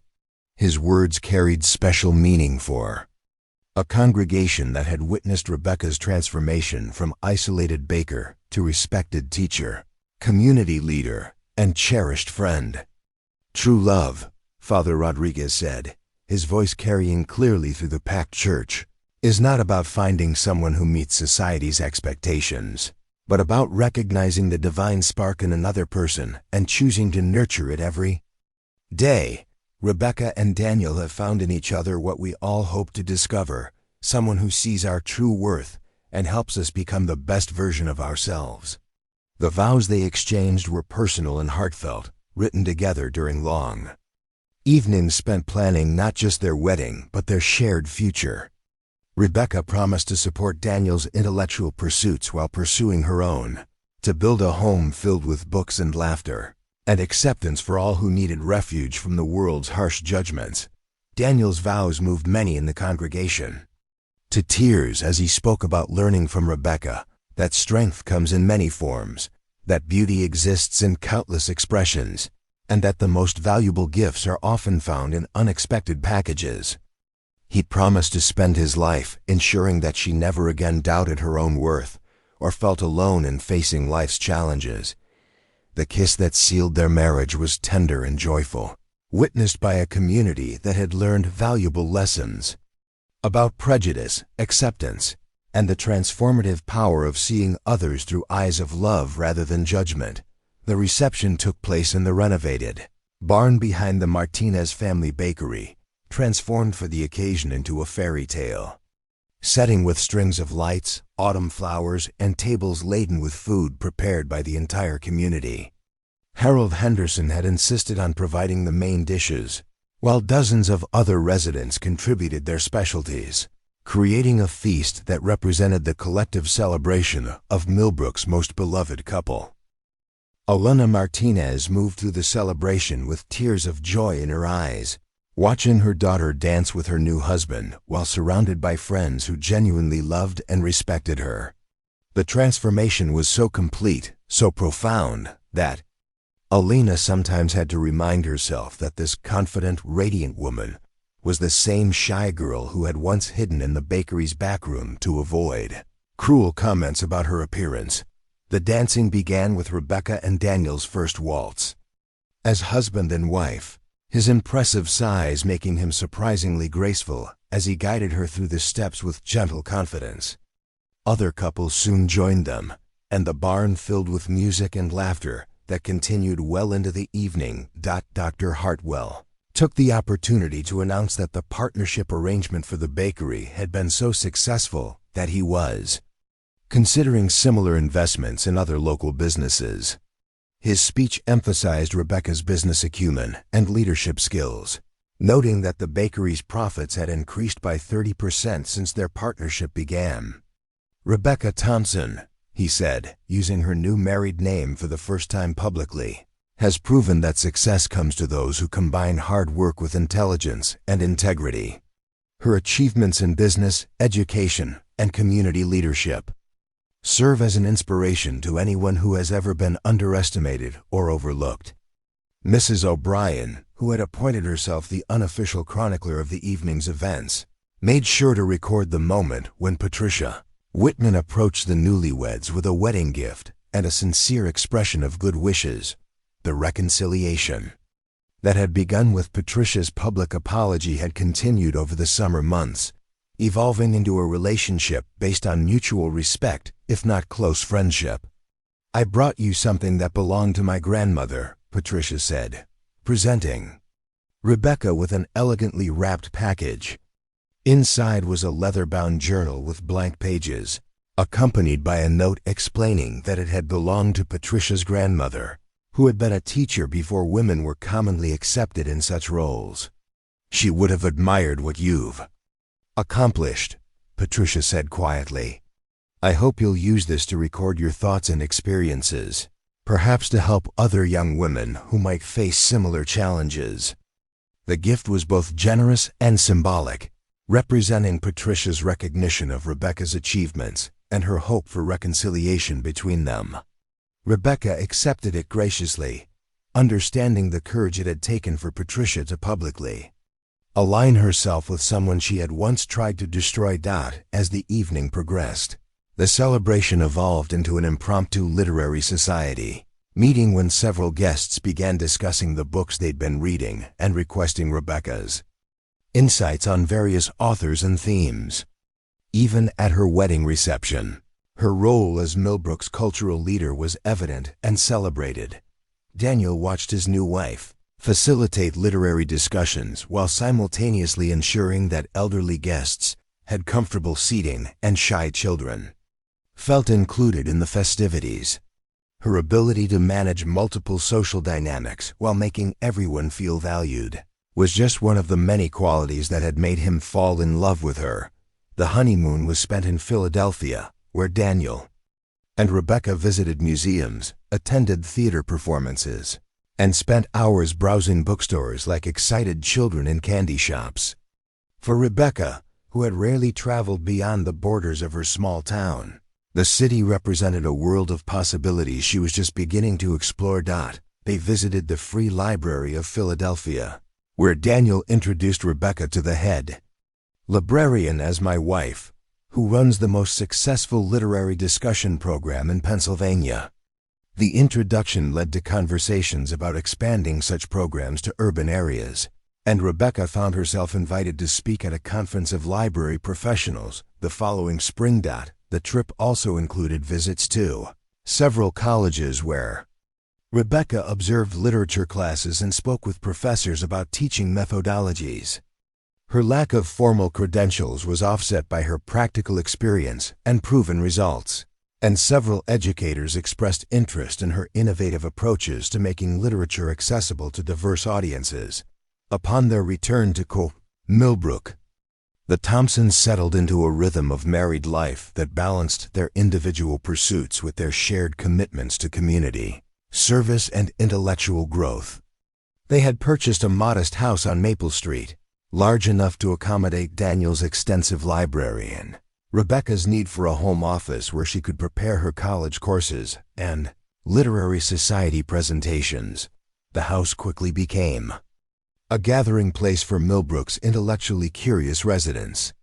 Sunday afternoon salons became a tradition, with neighbors dropping by to discuss current events, share book recommendations, or seek advice on personal and professional matters. Rebecca's kitchen table, which had once been a place of solitary worry, became the heart of a home known for its warmth and welcome. Rebecca's teaching career flourished beyond anyone's expectations, including her own. The community college program proved so popular that additional sections were added, and she was asked to develop courses in creative writing and public speaking in addition to her literature classes. Her students ranged from recent high school graduates to elderly immigrants seeking to improve their English skills, and she tailored her teaching methods to meet each group's specific needs. One of her most successful innovations was a program that paired literature study with practical life skills. Students reading The Grapes of Wrath also learned about economic history and workers' rights. Those studying Little Women explored women's roles in society and the evolution of family structures. The approach helped students see literature as relevant to their own lives rather than as abstract academic exercise. Daniel's career also benefited from their marriage and Rebecca's influence on his work. Together, they applied for grants to expand the library's programming, established a lending program for rural families who couldn't visit the library regularly, and created special collections focused on immigrant experiences and women's contributions to literature. Their collaboration extended beyond professional matters into community activism. When a proposal surfaced to build a new highway that would displace several Mexican-American families, Rebecca and Daniel organized opposition that combined practical concerns about community disruption with broader arguments about preserving cultural diversity. Rebecca's voice carried particular weight in these discussions because of her dual identity as both a respected community leader and a member of the affected minority group. Her ability to articulate the value of cultural preservation while demonstrating successful integration helped defeat the highway proposal and established important precedents for inclusive community planning. The success of their advocacy work led to invitations for Rebecca to speak at conferences and community meetings throughout Pennsylvania and neighboring states. She became known as an expert on small-town cultural integration and adult education, roles that took her far from Millbrook but always brought her home with new ideas and expanded perspectives. Daniel often accompanied her on these speaking engagements, and their presentations as a couple challenged audiences' assumptions about marriage, partnership, and the different forms that success could take. They embodied the principle that true partnerships were built on mutual respect and shared values, rather than conventional attractiveness or social status. The third anniversary of their first meeting at the bakery was marked by the publication of Rebecca's first article in a national education journal.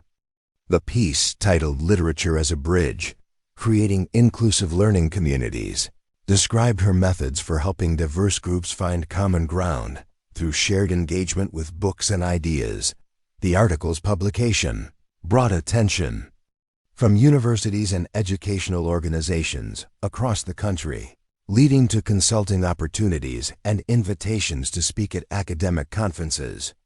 Rebecca found herself corresponding with educators from coast to coast, sharing ideas and learning from their experiences in return. But perhaps the most meaningful recognition came from an unexpected source. The state of Pennsylvania honored Rebecca with an award for excellence in adult education, recognizing her innovative programs and their impact on community development. The ceremony took place in Harrisburg, with Daniel, Elena, and several Millbrook residents in attendance to celebrate their friend's achievement. Governor Fine, in presenting the award, noted that Rebecca's work demonstrated how individual excellence could transform entire communities.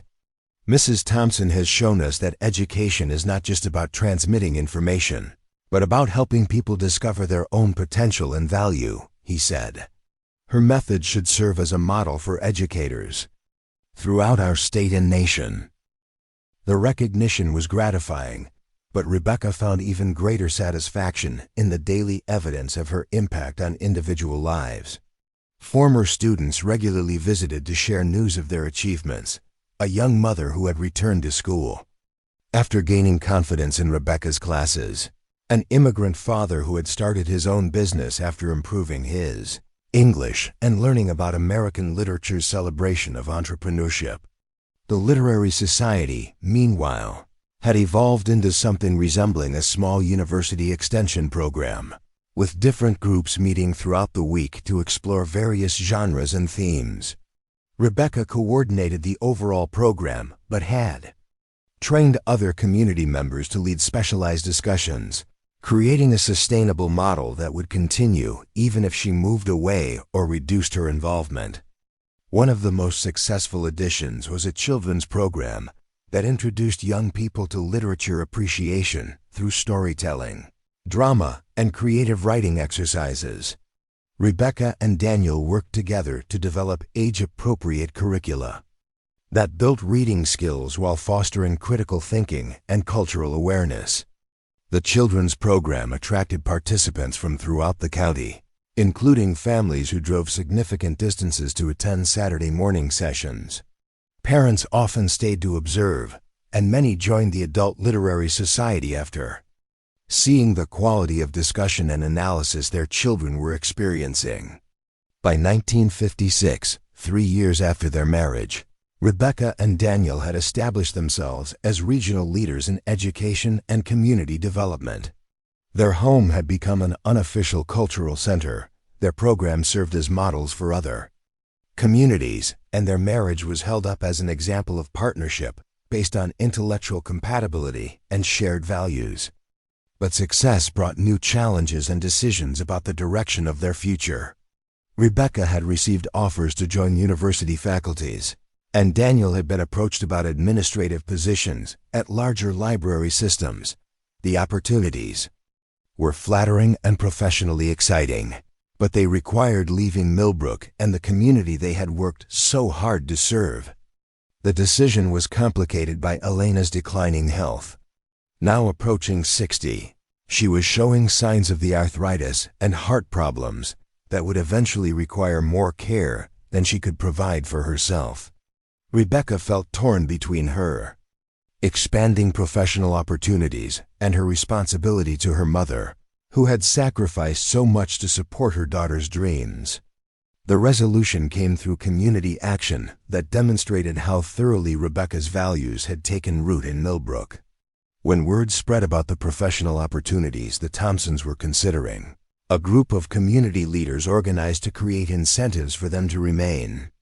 Dr. Hartwell led the effort, proposing to establish a formal cultural center with Rebecca as its director and Daniel as head librarian for an expanded regional system. The position would provide professional challenges and growth opportunities, while allowing them to remain in the community where their work had the greatest impact. The proposal required significant fundraising and organizational effort, but the community's response was overwhelming. Local businesses contributed funds, residents volunteered their time and skills, and neighboring towns expressed interest in participating in a regional cultural program that would serve the entire area. Mrs. Anderson, the mayor's wife who had once been skeptical of Rebecca's social acceptability, became one of the project's strongest advocates. "Rebecca Thompson has given this community something precious," she declared at a fundraising meeting. "She's shown us that intelligence and culture aren't luxuries for the wealthy few, but gifts that belong to everyone. We have a responsibility to support her work here." The fundraising campaign became a celebration of everything Rebecca had brought to Millbrook. Former students shared testimonials about how her teaching had changed their lives. Literary society members described the intellectual stimulation and personal growth they had experienced. Business owners credited her with helping create a more educated workforce and a more attractive community for young families. Even Patricia Whitman contributed to the campaign, acknowledging publicly that Rebecca's influence had made Millbrook a better place for everyone. "I learned some painful lessons about judging others," Patricia admitted during her fundraising speech. "Rebecca Thompson taught me that real value comes from character and contribution, not from conforming to narrow social expectations." The success of the fundraising campaign exceeded all expectations, raising enough money not only to establish the cultural center, but to endow programs that would ensure its sustainability for decades to come. The center would house an expanded library, classrooms for adult education programs, performance space for community theater and musical events, and offices for coordinating regional cultural activities. Rebecca accepted the directorship with gratitude and excitement, understanding that the position represented not just personal achievement but community recognition of values she had worked to promote. The center would serve as a permanent monument to the principle that education and culture could transform lives regardless of their starting points. The grand opening of the Millbrook Cultural Center took place in the spring of 1957, exactly 5 years after Daniel had first entered Rebecca's bakery. The celebration drew visitors from throughout Pennsylvania and neighboring states, including education officials, library professionals, and community leaders interested in replicating Millbrook's model. Rebecca's opening address reflected on the journey that had brought her to this moment, acknowledging the pain of early rejection, while celebrating the growth that had resulted from refusing to accept others' limitations. She spoke about the transformative power of education, the importance of inclusive communities, and the responsibility of those who had been given opportunities to extend those same opportunities to others. 5 years ago, she said, looking out at an audience that included virtually everyone who had played a role in her transformation. I was a woman who believed that my appearance and background limited what I could achieve in life. Today, I stand before you as living proof that such limitations exist only in our minds and in the prejudices of those who cannot see past surface differences to recognize the potential that exists in every human being.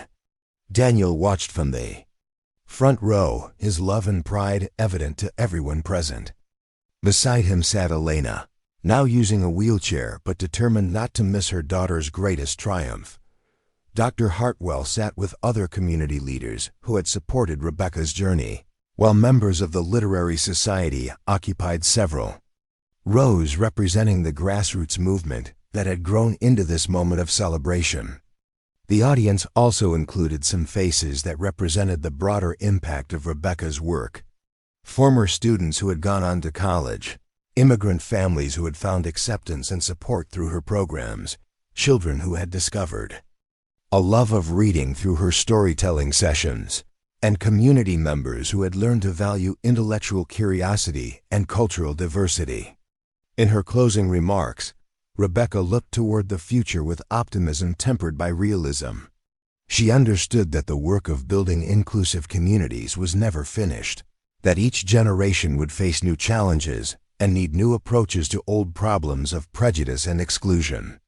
"The center we open today is not an endpoint but a beginning," she said. "It represents our commitment to ensuring that every person in our community has access to the tools they need to develop their potential and contribute their gifts to our collective well-being. But buildings and programs are only as effective as the people who support them and the values they embody." She challenged her audience to carry forward the lessons of inclusion and acceptance that had made the center possible, to look beyond surface differences to recognize the worth in every individual, and to create opportunities for others as others had created opportunities for her. The speech was met with sustained applause that seemed to echo through the building and across the years, acknowledging not just Rebecca's personal achievement, but the community transformation that her journey had made possible. As the formal ceremony concluded and guests moved through the center's various spaces, Rebecca found herself surrounded by people whose lives had been touched by her work in different ways. The conversations that filled the building represented the fulfillment of her deepest hopes that literature and education could serve as bridges between different backgrounds and perspectives, creating understanding where once there had been suspicion and fear. Daniel joined her as she stood in the center's main library, surrounded by thousands of books that would serve future generations of readers and learners.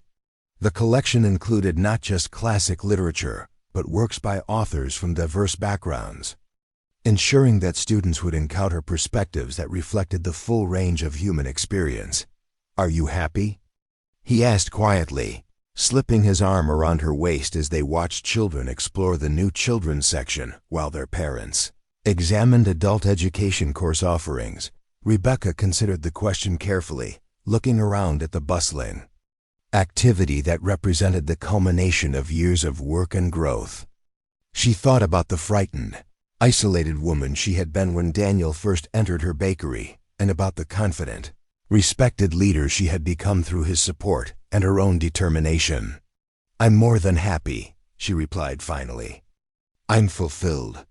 We've built something here that will outlast us both, something that will continue helping people discover their own worth long after we're gone." The conversation was interrupted by a group of children who had discovered the center's collection of fairy tales and wanted Rebecca to read them a story. As she settled into the comfortable reading chair that had been donated specifically for such moments with Daniel and a growing circle of young listeners around her, Rebecca felt the profound satisfaction of knowing that she had found her true purpose. The story she chose was Beauty and the Beast, a tale about looking beyond appearances to discover the worth beneath the surface. As she read, Rebecca reflected on how the fairy tale's message had played out in her own life, not just in finding love with Daniel, but in learning to see her own beauty and value despite a world that had tried to convince her she possessed. Neither. When the story ended and the children dispersed to explore other areas of the center, Rebecca remained in the reading chair for a moment longer, absorbing the sounds of learning and discovery that filled the space around her. This was her legacy, not just the building or the programs, but the transformation of hearts and minds that would ripple through generations. The woman who had once been mocked as too fat for any man had found someone who considered her perfect exactly as she was. But more importantly, she had learned to see herself as worthy of love, respect, and success. The gentle giant who had recognized her worth had indeed changed her life forever, but the most profound transformation had come from within, from her decision to believe in her own value and fight for her right to be heard, seen, and valued. As evening settled over Millbrook and the last visitors departed from the cultural center's opening celebration, Rebecca and Daniel walked home hand in hand through streets lined with the flowering trees that marked another spring's arrival. Tomorrow would bring new challenges and opportunities, but tonight they could rest in the satisfaction of work well done and love deeply shared. The bakery still operated on Elm Street, now managed by one of Rebecca's former students under Elena's supervision. The morning glories that had inspired Another Story in Another Time bloomed each summer in Rebecca's garden, reminding her that beauty came in many forms, and that new beginnings were always possible for those brave enough to embrace them. In years to come, the Millbrook Cultural Center would serve thousands of students, host countless literary discussions, and provide a model for community-based education programs throughout the region. But its greatest achievement would always be the proof it offered that transformation was possible, that individuals and communities could change, grow, and learn to value what truly mattered. Rebecca Thompson's story had become Millbrook's story, and Millbrook's story had become a beacon of hope for anyone who had ever been told they were not enough, not worthy, not acceptable as they were. The gentle giant's recognition of her worth had sparked a revolution of acceptance that would continue long after both of them were gone. A legacy measured not in buildings or programs, but in lives transformed by the radical idea that every person deserved to be seen, valued, and loved. Up next, you've got two more standout stories right on your screen. If this one hits the mark, you won't want to pass these up. Just click and check them out. And don't forget to subscribe and turn on the notification bell so you don't miss any upload from us.